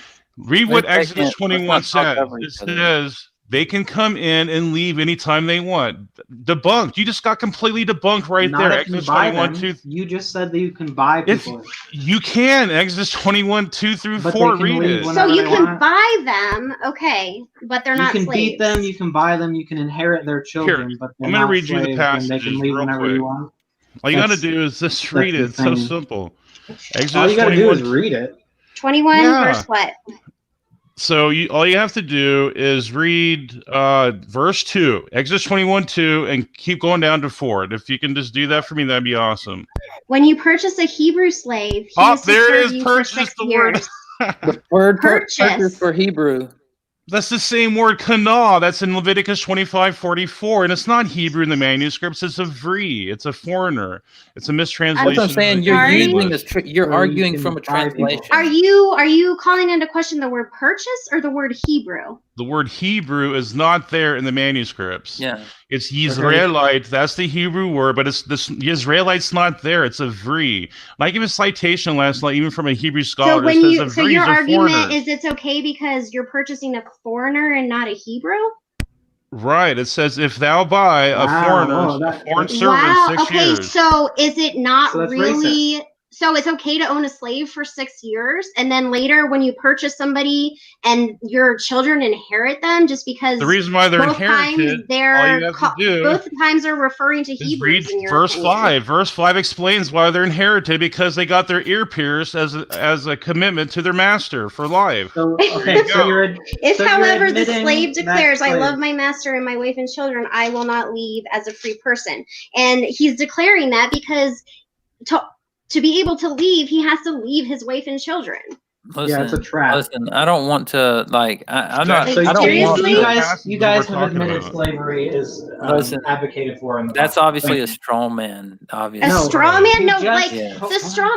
Hold on. Sorry. First of all, hold on. You just advocating said, for something. Hold on. You just said, You just said that you can buy foreigners. That's slavery. Yeah. So period. let me answer this. End of story. That's it. Okay. Well, so does Exodus 21 too. Let me respond. So, you say that the Bible advocates slavery. To advocate would say, "Thou shalt own a slave." But if someone says, "Here are the regulations," you can do it. Wait a second. Here are the regulations I'm putting on slavery. Just like our government did. Do you know what an vri is? It didn't say. Do you guys know what that is? It's a Habiru. Look up what a Habiru is. That's the same thing Leviticus 25. When slavery was legal in the United States, there was no law that said you must own slaves. It was simply allowed because it was regulated. You didn't let me finish. So, as my point has been, which it seems like you might have misunderstood me, I'm not sure, is as Christ said, Moses gave you laws because of the hardness of your heart. And that was my point, that God went to teach, like if you, I mean, it didn't sound like you knew that much about the Bible from the point I made, but if you read the Bible, that's kind of ridiculous. Okay, well, let me ask you another question. Because okay, well then you'll me to quiz you again on other Abraham, things. Isaac, and Jacob. Yes, like that's used tons of times through the Old Testament. So the only reason why I made that point, I usually don't even bring that up, is because he said that, no, I was studying through the Bible and that I found that. I'm like, if you were reading through those verses, you would have ran across that plenty of times. So I'm just I'm very familiar with those names and the people and who they are. Well, let me finish that. He was raised as a Christian. I went to a Catholic high school. That's usually the problem with a lot of people, is that they went to. A lot of times people went to a Catholic school. Like, I hear that so often, is I went to a Catholic school growing up and then I left the faith. Like, I mean, you hear that from everybody from Joe Rogan to like a friend of mine. Like, I've heard that dozens and dozens of times. And so I don't blame you necessarily, but what I would say is that the readings you're taking are fringe readings. So fringe? They're literally, they're like the word of God. Oh, really? Your opinion is the word of God? No, in your opinion, it's the word of God. No, it's not. I totally disagreed with you guys. Exodus 20, it discusses the Ten Commandments. Exodus 20, no, apparently don't know, because Exodus 20 is the 10 Commandments, which were given to Moses by God. And then the very next chapter, 21, still in the Word of God, is discussing the laws regarding slaves. Now, God could have said the law is don't own slaves, just as God said, thou shalt not kill. Well, he did. Thou shalt not covet. That goes right under. That goes on. I'm sorry, no. And then he says you can buy slaves. You guys, first of all, let me finish what I was originally saying, because I mean it's not making sense, it seems. But what I was saying was that in the same way Christ said Moses gave you these laws because of the hardness of your heart, but it wasn't that way from the beginning. Subjective standard. In the same. Well, see, now that's shifting the goalpost. You're taking Yeah, That was all. My goalposts for subjectivity were always the same. If you're no, changing no, no. the standard, But you're then that's changing your subjective. argument. That's where You're we're saying we have the objective standard and you don't, because Well, it doesn't slavery has change. always been wrong in our opinion. Let me finish what my one According to point. your morality, it's subjective Let me because finish you my one have point, to It go was- with the times. Slavery was okay in Let a me particular finish. time in a particular place. Let me finish my one point, please. If I were going to come to you, for example, do you guys think that? Let me just give one example, and we don't have to go way into it in depth on this. Do you guys think that abortion is wrong or is it fine? I mean, late-term abortion, not fine. Or Okay. late-term, fine. Okay, so say that I were to come to you and try to convince you that early term was wrong, for example, or anything that you believe is right. I was going to convince you that it was wrong. Do you think that I could just come to you and change your mind immediately? Like, let me give one example that I always give. If you were a god, Muhammad, yeah. Muhammad went to the Mhm. pagans and he wanted to change their mind about alcohol. And Muhammad, I was told this by a guy that I used to talk to that was in Islam, and he said that he didn't immediately change. In fact, he weaned them off of it over a generation in Islam. And the reason why I did that is because when people are so familiar to something, like for example, I couldn't get my friend that's a drug addict off of drugs tomorrow. I would have to use certain methods in order to do so. And so, but I'm not saying that being a drug addict is right. I'm just saying I can't just go to him and say, stop. It wouldn't, first of all, it wouldn't be healthy for him to stop because he would obviously get withdrawals. But that's what I'm saying. That's why you guys are wrong about this is, But facts don't care about your feelings. well, how did I didn't, wait a second, I didn't state can I any stop for a feelings. second? I didn't state any feelings, first of all, Ben Shapiro. I stated facts. So that doesn't work. It only works if I was stating my feelings. Do you guys? Brenda Von Assen is in the chat. I think she's trying to come in. If you guys want. I didn't see. I haven't been looking at the chat, Brenda. If you guys want to bring somebody else in, that's fine. Let's see. Okay. Brenda might have my email. No, I've got Brenda's email. I'll send Brenda a chat. I mean, cool. an email. But yeah, Sorry, I didn't mean to stop you. But... Well, I definitely think you guys are wrong for that same reason. Like, you know, there are certain times when you can't just stop somebody in their tracks on certain things because they will resist you. So if God's trying to reveal himself like he did in chapter 11, I believe it is, to Abraham and so on and so forth, he came to a people that believed slavery was good. Now everything that you find on slavery that you can quote is a regulation on slavery. It's if you beat your slave and he dies, then this happens. If you purchase slaves after 7 years, this happens. Like it's all regulation. There's not a single commandment that says it's right to own slaves. And I think you guys are so just sticking stay as down the pay. Was going to exist, and presumably God would have known this to this day. Wouldn't it have been preferable for God to just lay out good morals and so that we had a basis to look at for our objective standard of morality that you claim that is there? Wouldn't it just be better to say slavery is wrong and maybe a generation or two it would take them to get it? But then hundreds of years and thousands of years later, we would still have this book to go back to that says slavery is wrong. So that's much more preferable and much more that works a lot better. Well, listen to what you just said. So you can reason what God's intention was or what but you're coming up with that yourself. Yeah, but listen to what you just said. You just said if God were to just say slavery is wrong, and maybe the first couple of generations wouldn't have bought into it, but later, well, wait a second, they wouldn't even have wrote it down. They would have been like, no. That's what I'm saying is. So people can just write whatever they want then? So then the Bible. How do we know we're getting the whole story then? Yeah. That's a different argument, of course. And why does God care about our normative ethics? Our society today thinks abortion is fine, so therefore God's law should be that there's regulations on abortion. First of all, God chose a people to himself to set apart from the nations. Seems racist to me. How is that Very racist? racist. Well, because he says you can just go out and kill the other people. Wait a second. He didn't tell any Chinese The people. Jews are the Jews are the I chosen said people. that. Wait a second. You're the one that said God chose a people. Yeah, but you're obviously you didn't let me finish my one statement. I said God chose a people to Himself.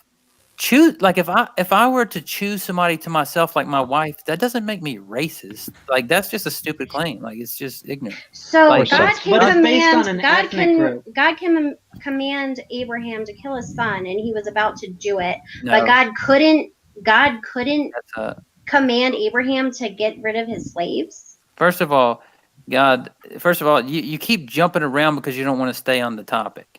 Well, no, Now- I'm just like trying to argue your points to what you're saying as God had to ease people in to get rid of slavery, Because but the heart God is has the heart. God has proven, like shown in the Old Testament, that you have to obey Him. So if God can just convince Abraham to kill his son and he was going to do it, why can't God say don't own slaves? Why can't God say stop raping your slaves and selling your daughters as property? Because we're not pets and we're not hey. like robots. Yeah, Praise. Can you send Brenda an invite, maybe? I can Well, do it. here's the thing. Yeah, go ahead, Messenger. So here's the other thing. Let me just start with one of your claims because there's just so many.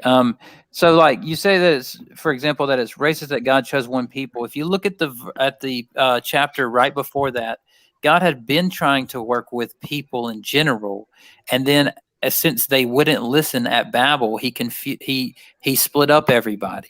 And then in the very next chapter, he decided, okay, if what he calls the nations won't listen, then I will choose a people to myself to set apart from the nations to show myself through them. And what I'll do is I'll begin to lay laws on them that they have to follow.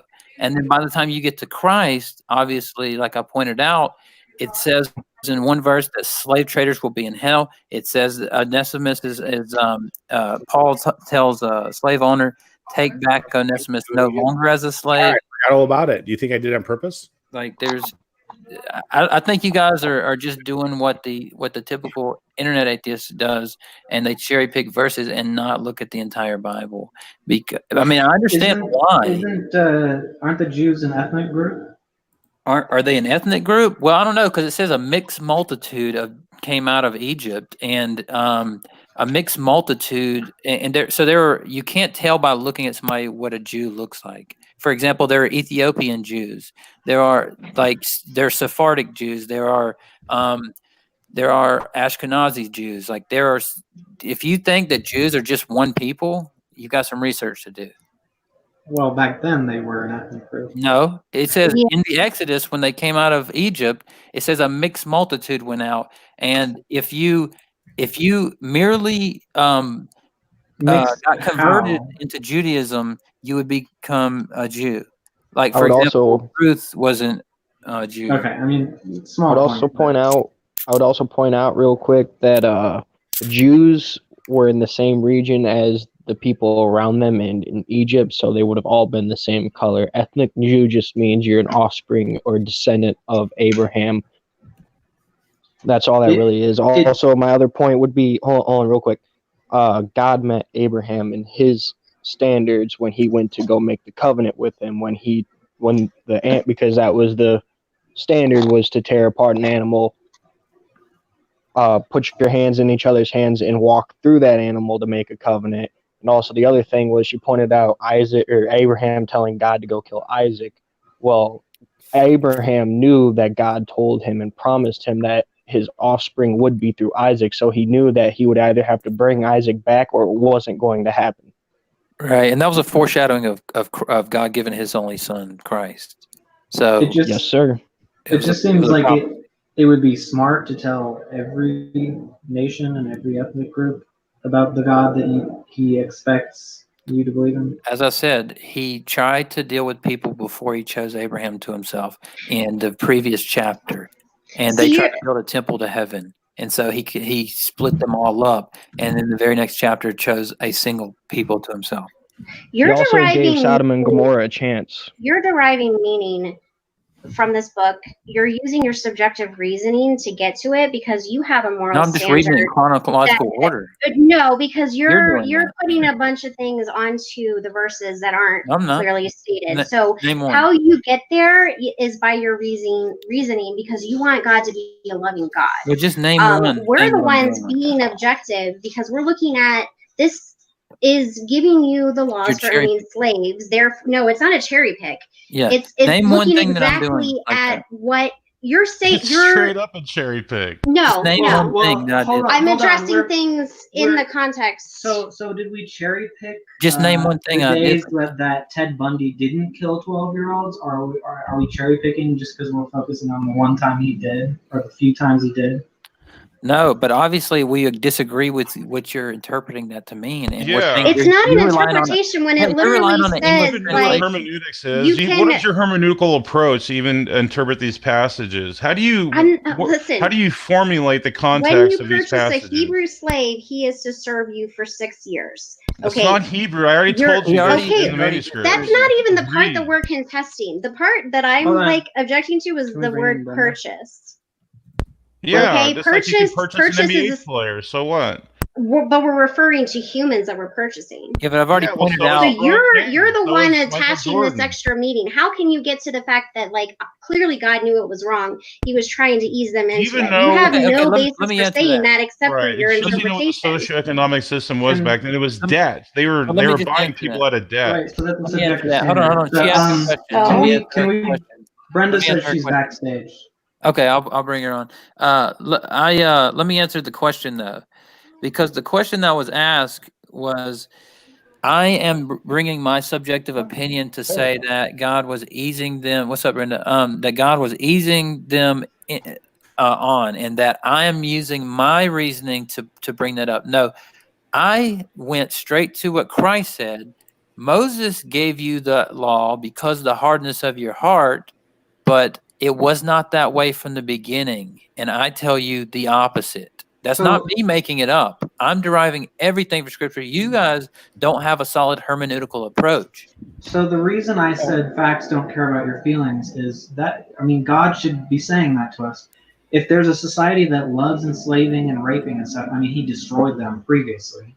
So I don't know why his punishment. That seems like it would apply. So God should be saying facts don't care about your feelings. Slavery is wrong, you guys. He said that about Trent. Apparently, that's strong enough for God to make it for him to change their minds on, but not slavery. Yeah, but think about that argument and how it applies to you, though. If you go, well, God was wrong because he allowed slavery, that could simply say facts don't care about your feelings. Like, that's not a good argument. That's just a Ben Shapiro throwaway phrase. It doesn't answer. If slavery is wrong. Can you hear me? Go for it. Yeah, Brenda, we can hear you. Okay, because I need to test usually because I understand the sound selector sometimes. Okay, I'm listening. Okay, Praise. Did you want to make a point? I'm going to go for maybe another 30 minutes. I'm on the East Coast, so it's starting to get a little late. I forget the lady's name that was talking. Maybe that can Katie. Maybe if you can do a little research on this, look up debt servitude or indentured servitude. Maybe you'll learn something there. That's slavery. That's a form of slavery. Right. It means you buy people's contracts. There's nothing foul. There's nothing immoral about that. Can they leave? No, it is immoral. What about the it is children immoral. born into it? There's nothing immoral about financial transactions. That's a financial transaction. Yeah, but you can beat them. You can beat them. So where does it say you can beat them at? It's just a simple. It says you can beat your slave. You just can't kill him. He can't die within a couple days. It does not say that. It doesn't say that at all. Yes, it does. And if it's just a simple purchase and a financial contract, then why can the straw man the text? No. I'm literally reading the text. Read it then. Why can Sarah give Hagar to her husband for her to rape and take her child? So let's and why can Rachel do the same thing to Bilhah and Leah to Zilpah? Okay, so let's say that you if it's just a if it's just a contract and it's just an exchange. When someone strikes his male or female slave with a rod so that the slave dies under his hand, that act shall certainly be avenged. If, however, the slave survives for a day or two, he is not to be punished, since the slave is his own property. Exodus 21, verse 20. Because I mean, I just hate repeating myself over and over when I did a whole freaking stream on this. I just don't feel like going through all this again. Okay. Maybe the slave issue. I'm sorry I came in late. I was watching another show. The title is Christian versus Secular Morality. Did you guys come to some sort of understanding regarding those? You mean on the debate earlier or in this stream?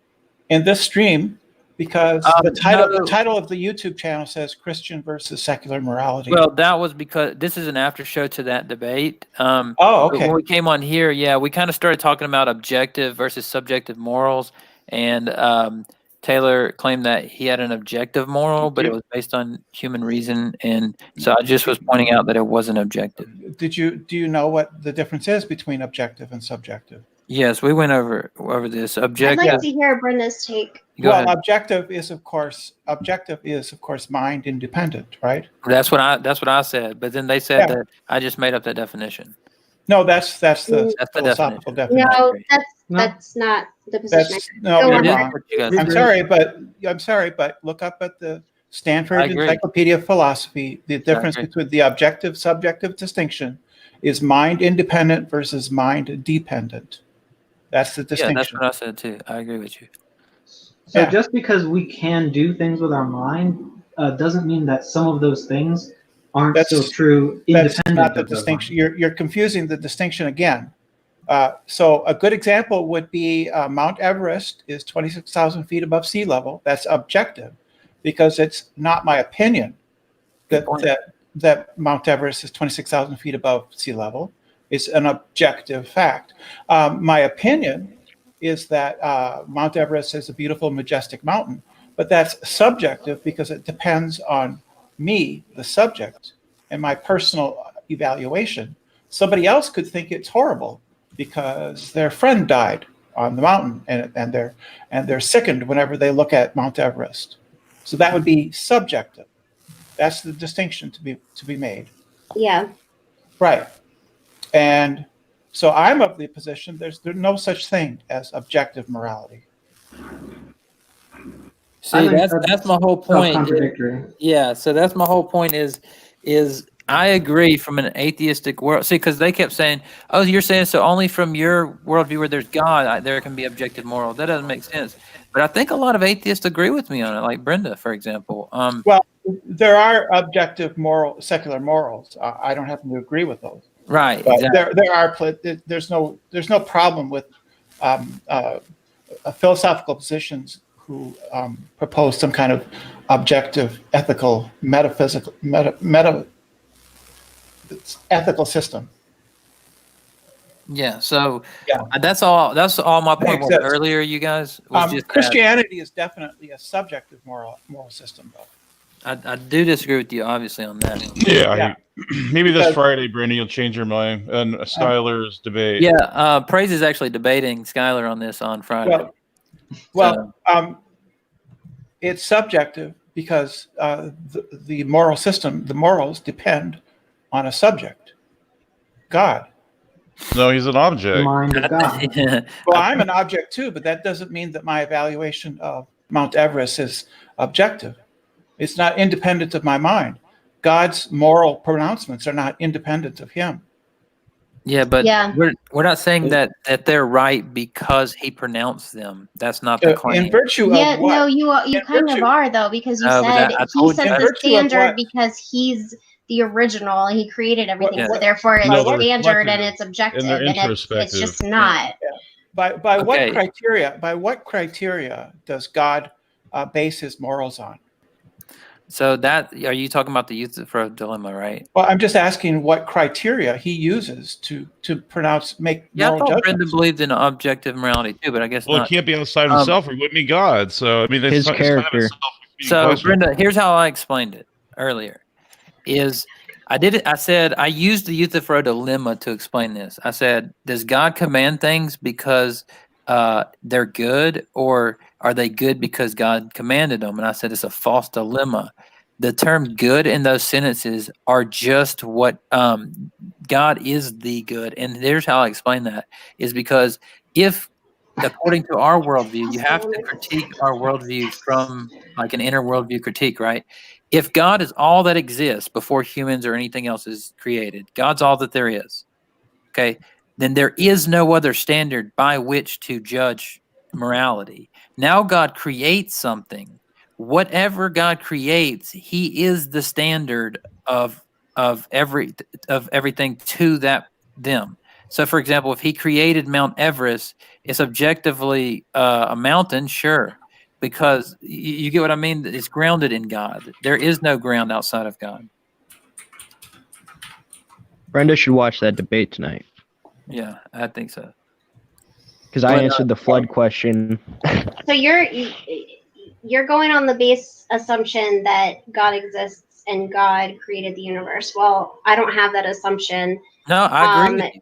So how come I can't have think that there's an objective truth out there that's not created by God, that I can subjectively view and I can subjectively kind of measure and try to figure out, but still think that there's a good, I still think I have just as much right to say that there's an objective truth as you do, just because I don't claim a God. Well, great question. So I don't say that atheists can't know things are more immoral. That's not. You said, why can't I know? No, why can't I claim that there is a truth out there that I can be correct about or can be incorrect? So there can be an objective moral standard. Because you have no standard or basis, respectfully, you have no standard or basis. No, I'm saying there is a truth that exists. Humans try to subjectively get to it, but how do you know God's a good standard? The truth is there. It exists. I don't know what it means. I don't know what it means to say truth exists. Truth is just a property of sentences. So sentences are either true or false. There's no such thing as a substance that has the property of being true.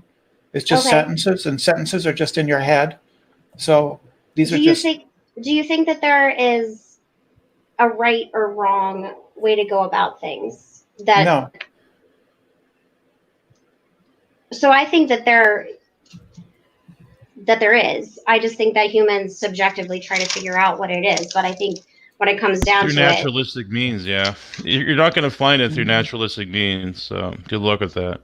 Okay, good luck with what you're doing. You can't find the objective truth either, because you don't know the mind of God. God is ontological, though. We have something that transcends reality. So yes, we have more justification for that. You're just using big words that you heard.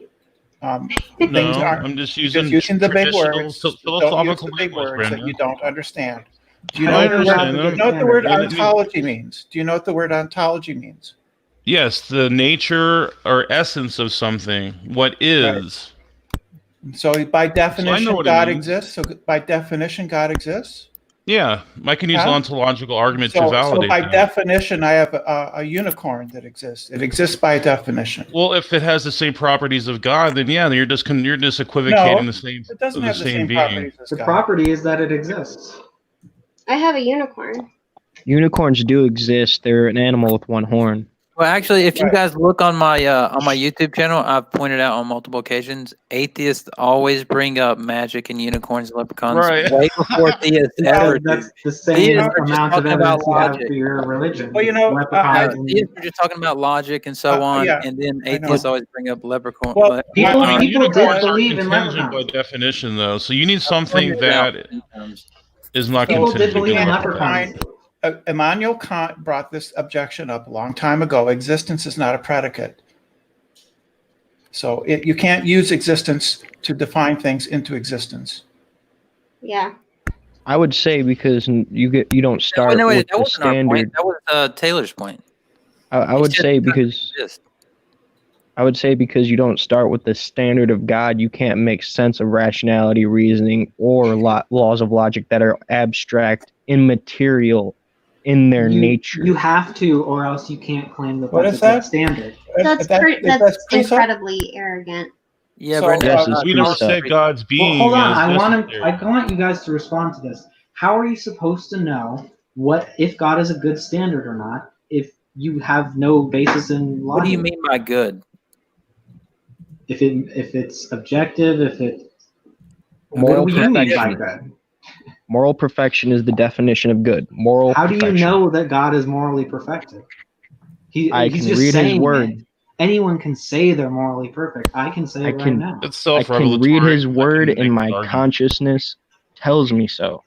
But other people say that about different gods. So why do I have a different conscience than you? Well, their do? gods fall short when he gets down to the attributes and Oh, that is Why- To so be honest, why- the only thing that why- separates you and me is grace, So why one way was to I not test- graced? because So- God determines to allow you to have what you want or to give you grace because you Yeah, don't want Him. Why This don't is I the get it? divine hiddenness. This is the You divine don't want hiddenness, grace clearly. non-resistant, Yeah, I do. non-believer argument. Can you repeat that, Brenda? We've sort of segued into the divine hiddenness argument, which is non-resistant non-believers, right? Which is usually put in against Calvinists. Yeah. So, I am a Calvinist. Taylor brought that up. I am a would love Calvinist. some grace if anyone's got it. God has it. All you got to do is just ask Him. I already did. Never got any response. So, I Brenda, don't believe thought you had actually a- knew Christ. Brenda, I Otherwise, thought- you wouldn't be This book is saying really this. bad at communicating that message, apparently. No, it's because you don't really do much research outside of the Catholic school you went to. You don't yeah, I know. do. You don't know what research Taylor has done. I mean, you're being incredibly You guys have been arrogant demonstrating right it all now. night. You guys have been demonstrating it We've all night. cited, we've brought up a number of verses, and we've cited, where they're coming from. We've, to say that we don't know what we're talking about is just, it's plain rude. I mean, we can disagree about Well, your the synopsis of slavery is interpretation pretty because we, salacious. are actually people who think and we judge things, whether you want to believe it or not. But the Bible is contradictory. So you really, don't you're even the think one you know what that word interpreting. means. Yeah, I do actually. I know what It's the actually word tautology. Did contradiction you know that? means. Did you know the word did you know contradiction in philosophical terms denotes a tautology? Are you even prepared No, to that's even... wrong. That's another No, that big is word. true. you're I trying can to give you use and you don't citations, Brandon. understand. Don't tell me when I'm always wrong when it's like you just tried to say The this. contradiction is not a tautology. It is, though. No, it's not. Wow. A equals A is Do a you want me to give you the tautology. citations for it? I mean, A equals A is a tautology, right? hold on. I'm going to give you the citations for this. I don't need citations because I actually know what I'm talking about. No, A obviously you equals don't, A though. equals A. A equals A is a tautology. Yeah. So what A you guys may not equals know. A that- equals not A is a contradiction. So what you guys may not Two- know is That Brenda and different I. things. denotes a Two different tautology. things. It's the same thing. No, they're not the same. A Yes, they are. tautology- One's a negative and one's a positive. Yes, they are. Are negative and positive the same? One's Well, a positive. One's a Are positive negative and positive epistemology, and the one's a same? negative epistemology. Is one equal to negative one? Oh my gosh! I have Is to it? get all these citations. Isn't one equal to negative one? Is it? No, that's a self No, it's not, is it? But that's equals- true in every world, though. That is a one.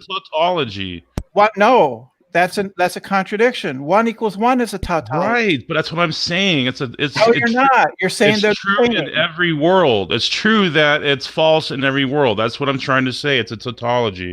A That's not a tautology is tautology. saying the same thing twice in different words. No, a tautology means that it's true in every world. It's an absolute What truth. tautology means. It does, because I even did a stream on it for So 3 how hours. is tautology You the don't same, understand a something. synonym and a stream of about it doesn't make it contradiction? true. Then? They One at a would time. be antonyms. One at a time. I think we're devolving here into a Yeah, I think to an so. argument. Like we're just arguing. So like what my thing is with this channel, Converse Contender, is just like conversation contenders. Like I like people to come in and contend for what they believe, but I don't want to get to Yeah. the point where people are just arguing to keep their point of view.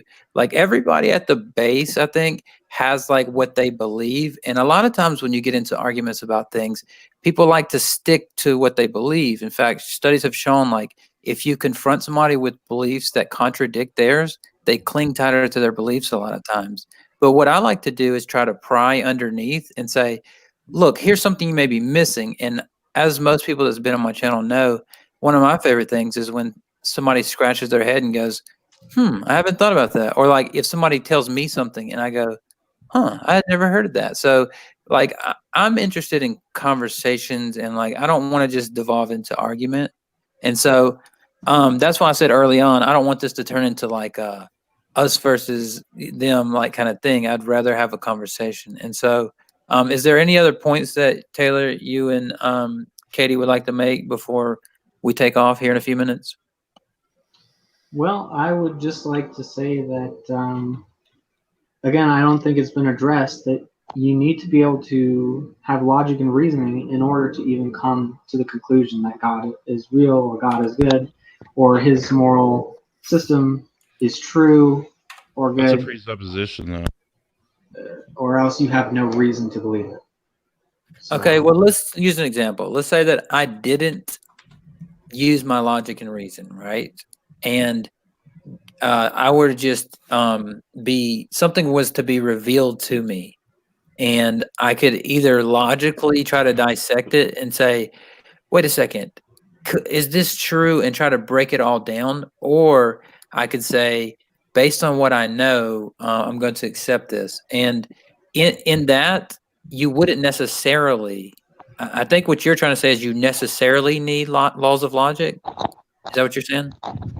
I'm saying you need reasoning in order to give me a reason to Well, I believe it. agree with that. That's a tautology right there. Like, you need reason for reason. I mean, Yeah, So, that is- Brenda, I'm that going to is put a this into the chat for you, okay? This shows that a contradiction is a tautology. I'm going to give you the paper.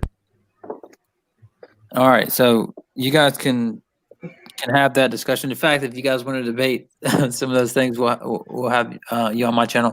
In fact, some of you guys may not know, Brenda and I had a long discussion on a lot of these topics a little while back, and we actually had a really good talk. There wasn't any. Yeah, I just get a little bit agitated when people say things that are just flat out wrong and they don't know what they're talking about, but they have that Dunning-Kruger belief that they know what they're talking about when they don't. Yeah, I mean, I agree. I get the same Yeah. way. I don't. A tautology and a contradiction are two very different statements within Well, logic. he My put a citation. citation in the chat there. You guys can discuss that. But yeah. So Taylor, though. So your point about laws of logic, does that apply to yourself? So you can't, like, for example, it seemed like you agreed with me that objectivity is independent of human thought or reason. But then it seemed like you said you need reason to come to that conclusion. I would say that it's something that's independent, like Brenda said, independent of any mind, not just human minds. Okay. But then you said to locate or to come about one of these things, we can come about them through human reason. Could I ask a question? Yeah, you can praise reason praise- to things that are true independent of your mind. Do you have Sorry, an go ahead, actual? Brenda. Hang on a Do you have second. an actual link to that paper? Because that's a $43 paper. Have you read it? Yeah. Have Yep. you read it? Yes, Do I you have. the actual paper? Because the link is a $43 paper. Okay. Well, I'm gonna. If you want, I could put it on Media Flyer and send it to your email. Yeah, shoot it over to the email. All right, go ahead, Taylor. I'm sorry. What was that? Do you want the email? Or do you- I'll take that link as well. Okay. All right. Yeah. While we're sending things around. Does anyone else want that? Heather, what was your point? What was your point about that it's independent of mind? Objectivity is independent of mind, but we can come about objective morals by what means? We can come to understand things that are independent, that are true, independent of our minds through reasoning and logic, and we cannot do that using just faith. So we can come about things that are independent of our minds by using our minds. Yeah, you have to. I mean, you can look at Mount Everest, for the example. You can measure it using our minds, but it's still true, objectively independent of what our minds are measuring or thinking about. Okay, so let's Still apply that. however many feet tall, regardless of if we know it or not, but we I use agree. our reason to figure it out. We can't. Yeah. Our That was minds my can't do definition. anything without our minds. So And so here's that's- what I'm asking is when we get to morality. Okay, so here's what I'm asking. When we get to morality, an example like saving someone from dying, now I'm saying it's objectively true that we should save someone, and I'm saying, how do we know that? Is it based on what we think about it, or is there some other way we can tell? Well, based on a system of how we behave, we can choose systems that are clearly untrue because they contradict themselves and contradict reality, or we can create systems that are consistent with reality and consistent with themselves. And I've described where I believe the ought comes from, and that's, first of all, you have an ought when you're using logic to be valid with your logic, and secondly, our ought to maximize the good states of existence comes from the fact that the universe itself ought to exist. So Taylor, we're the ones who are constructing these concepts and models. No, these concepts exist independently of our minds. Can you justify that ought, though? Sorry? Can you justify that ought? Because it's just saying something is ought to be doesn't make it true. It could be just a illusion in your brain, or something that's a figment of your imagination. Well, I can justify that because the mere fact that something exists means that something should exist, because... Well, then I can say the same about God. What's the difference between me saying God is necessarily exists and what you're saying? Because you don't have any proof that God exists. Yeah. I know I exist, unless you're arguing proof. What do you think Taylor's saying, though? Proof requires the same. Unless your philosophy is line of reasoning. Like, if you think you're in the Matrix, then I think we can all work from the assumption that we exist. Even in the Matrix, all this logic. You still need justification for that, though. Proof requires a justification, a standard, or a basis that you can say we know where this comes from, or how this, not just how this works, but where it comes from. Yeah, so So the fact that nothingness is logically incoherent means that something is, by definition, ought to exist. Messenger, did you want to add something? No, I'm good right now. Okay. I just wanted to know. Doesn't necessarily exist, though. It's contingent, especially the mathematical level. The universe had a beginning, so it is contingent. I just want to know how information like abstract laws of logic exist outside of your own mind in this universe. They don't. They don't. So you can't apply them to the universe? Of course you can. How can you apply something that doesn't exist outside of your mind to the universe? Well, you can use it to describe the universe. Yeah. Mm-hmm. I'm talking about like the law describes it. It's universally applicable. I'm talking about being able to type into information into a machine that allows us to be able to do what we're doing right now and have a screen with a picture on it. Logic. Yeah, you want to know how computers work?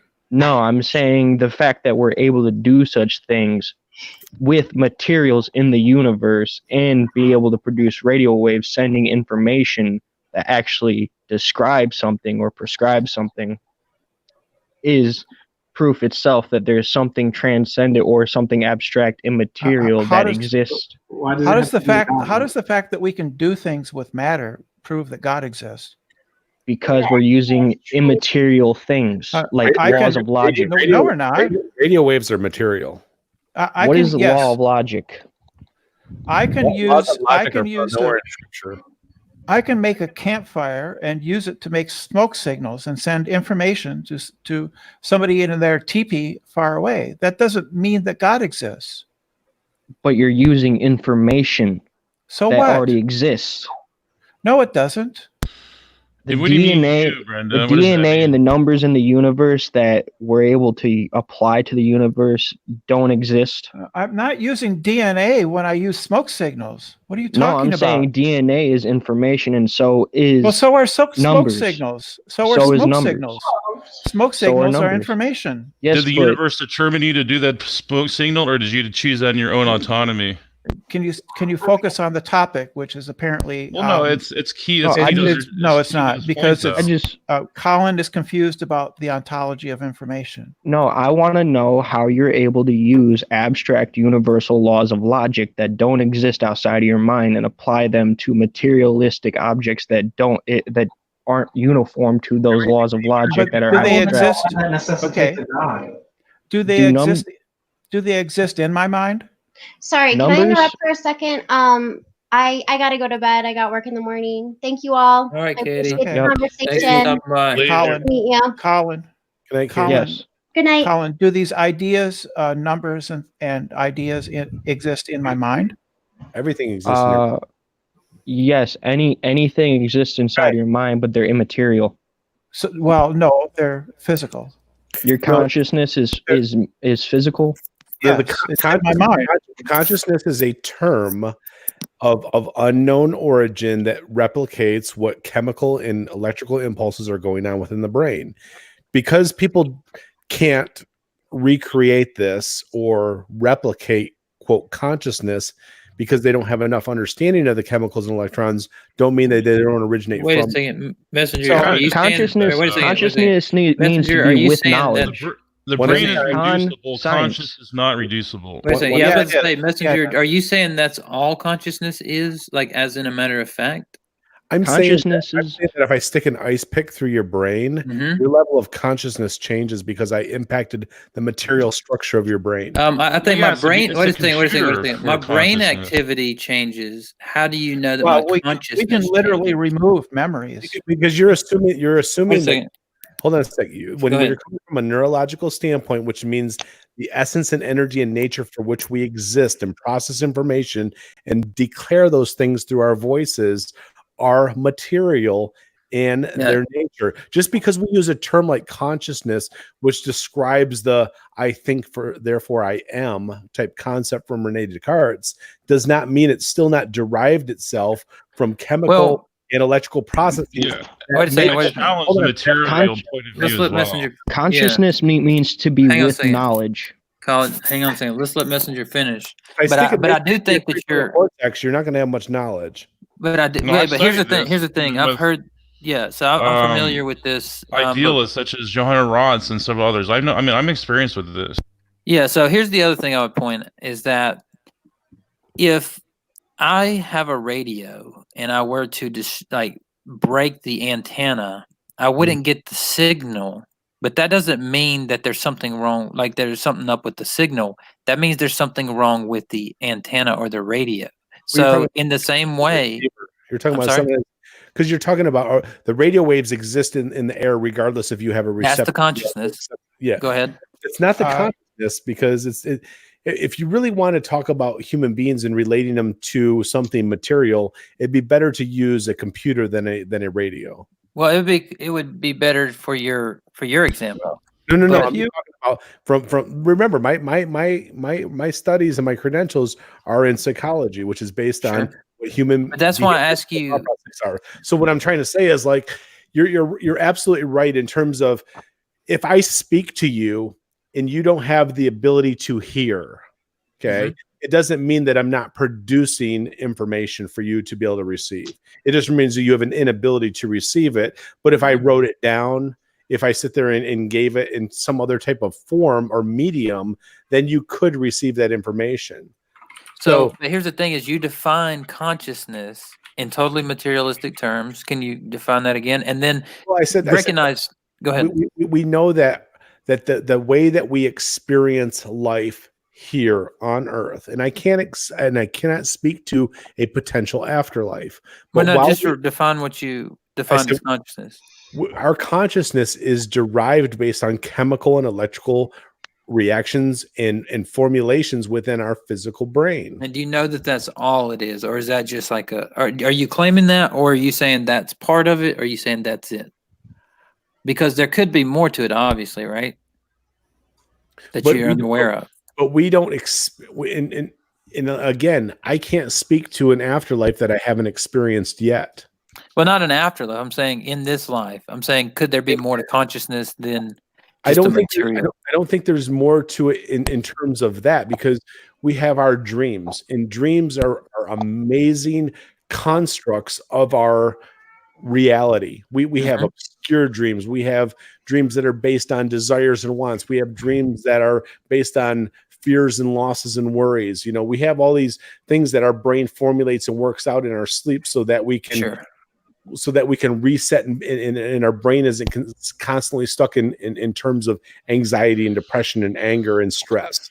That's the whole purpose of dreams, is to undo what the conscious mind is doing in a subconscious way during dreaming.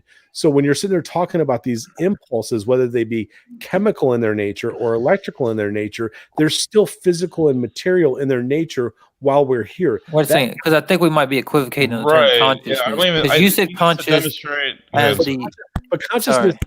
But consciousness is, you're starting to get into things of an abstract. I just mean something like self-awareness. You were using it as in the antecedent to self. Can I ask a question after this too, to Messenger? Yeah, sure. Your self-awareness comes in your prefrontal cortex. That's where your experiential and episodic memories are.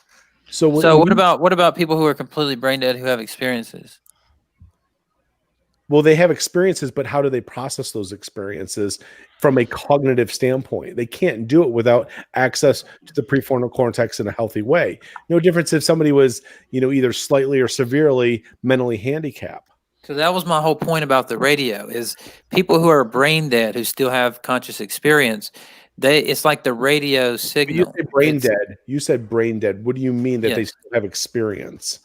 Well, whenever they're okay. So someone who's brain dead, who they brought back, has said, "I had an experience during this whole time," and they said, "No, you were clinically brain dead during this whole time." And so I don't remember the guy who wrote. There's a scholar who just wrote a pretty good book on this. I don't have the reference on me, but I will email it to you, Messenger. But I would just say that's kind of like. I would just say that that's probably a self-defeater for that.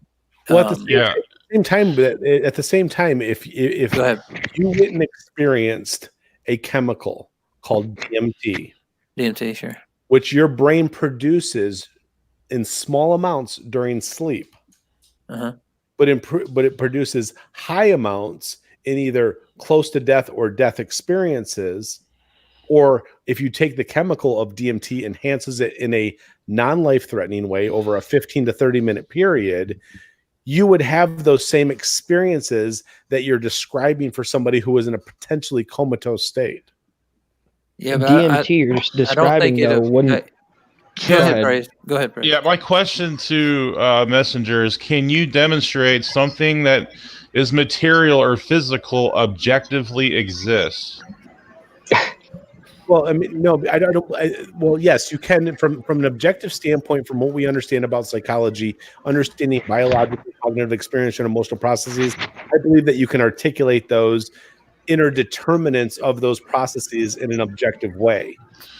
At the same time, you can have a subjective interpretation of what they mean and the value that they hold to. Okay, that makes sense. Yeah.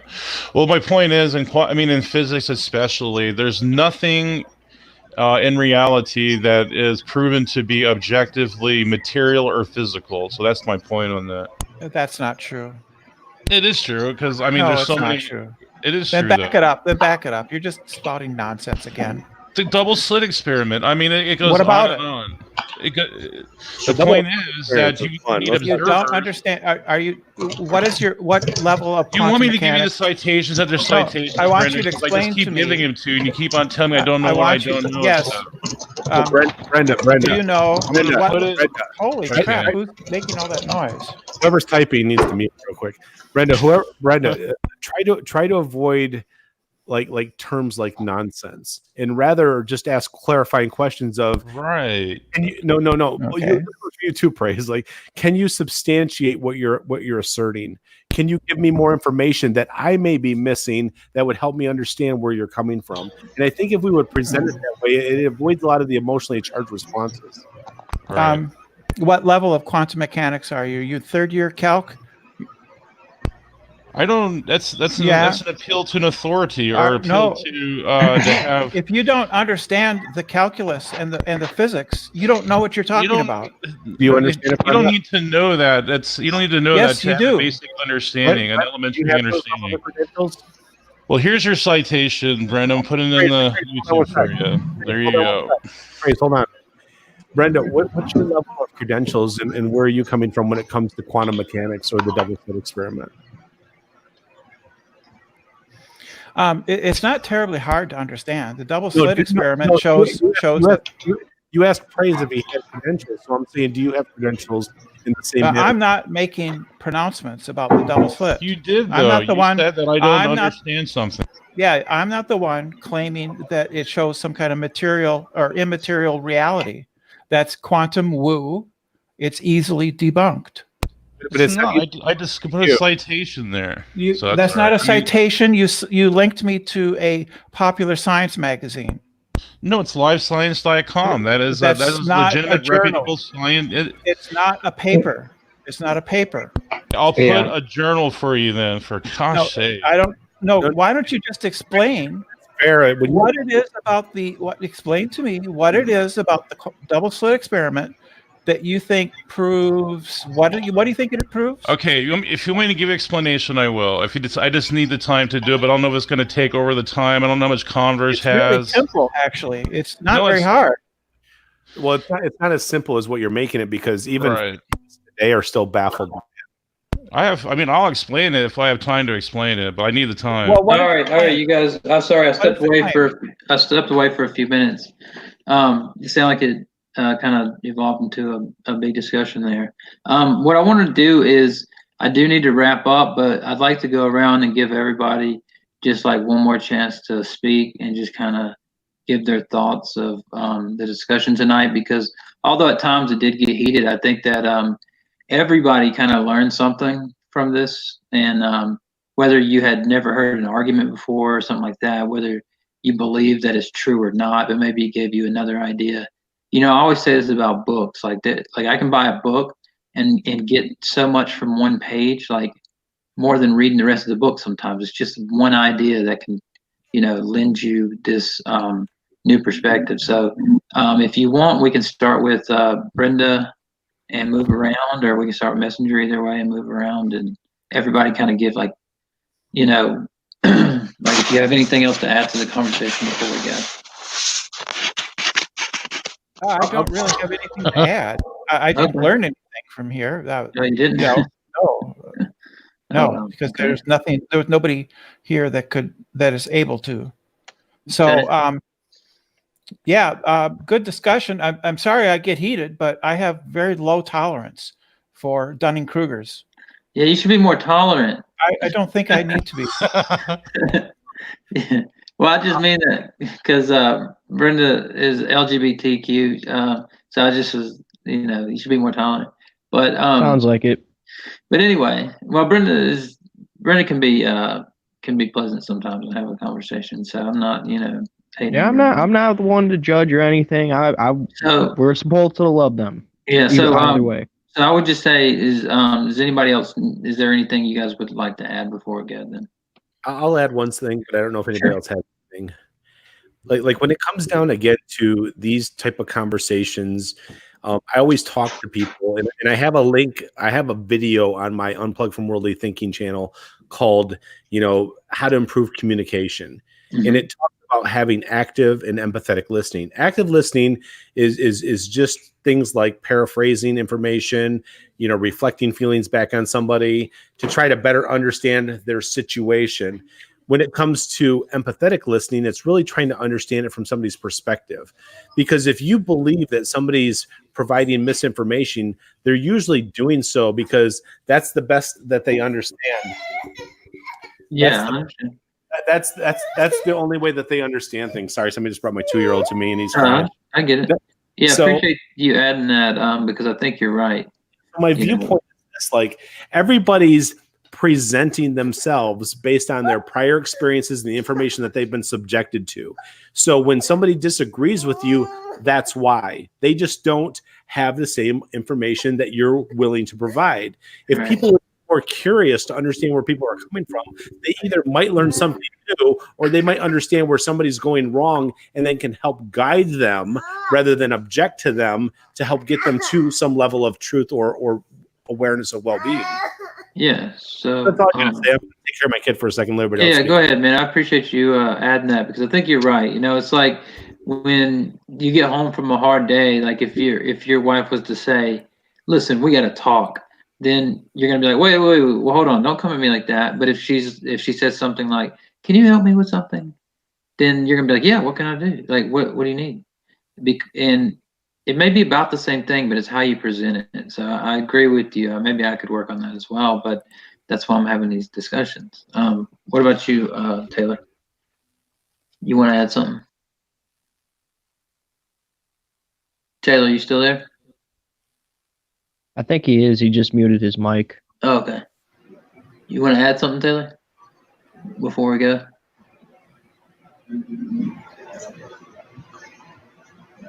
I can't hear anything right now. Oh, do you want to add something before we go?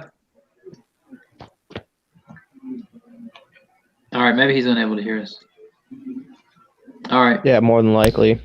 Praise. So- What about you guys? Yeah, I would love to have these discussions if I can have time to explain things and not get accused of stuff. But I'll just try to give a quick explanation to why Yeah, go ahead. reality is not objective in quantum mechanics. It's because that in quantum mechanics, all reality is described as mathematical hypotheticals, and something has to bring it into existence, and that is what they call collapsing of the wave function. And there's nothing that can collapse the wave function except Hang on a second, intelligence and mind. That's it. Only mind can collapse the wave function. I mean, that's so empirically demonstrated. And I gave citation for that. Oh yeah, I've heard Johan and talk about that. Yeah, I mean, but these are in reputable sources, though. This is not like creationmagazine.com or something. No, this is in Science magazines. I mean, Science News and some other ones. So I've shared that. It's out there. So maybe it's just cognitive dissonance. I don't know. Yeah, what about you, Colin? You want to add anything? Sure. I'd like to just say I'm really glad we had this debate and this discussion too. Really thankful you had me on and all of us. It was a really fruitful discussion, I believe, especially for the audience sake, not just ours. That's why we do it. The other point I'm going to add on is information is exactly that, information. It conveys a meaning or purpose, and there's nothing that could convey meaning or purpose from an ungoverned, unguided universe that is apparently ruled by laws of logic that only exist inside the mind, human brain. Bob, you're late. But I don't know if Taylor's going to say anything. I think I'm about done. All right, I appreciate it. good. Yeah, man, appreciate you guys coming in. Hey, listen, everybody, if you haven't already subscribe. If you haven't liked this video, let's like it. That'll let me know that you guys are interested in seeing more of these discussions. And if anybody is interested in coming in, you can just email me at conversecontender@gmail.com, and I'll bring you in our next one. I'm gonna have after shows, as much as possible, but I'm going to definitely have some more discussions with philosophers. I might have Ben Arbor back on, but I've got a couple others that I'm planning on getting in here. And then Praise has a debate with Scholar Fiction on Friday. And then I'm having a discussion with Scholar Fiction next Wednesday. And I might have something coming up on Tuesday as well. We'll see about that. But yeah, hit like on the video and check out these other people's channels as well. So Taylor, appreciate you coming in. You guys check out his channel as well, and Messenger and Praise. I always appreciate you guys. So all right then. Well, appreciate everybody coming out, and we'll see you guys on the next stream. Thanks, CC. Thanks. Yeah. Thanks for having us. Later. See you guys, buddy. Bye.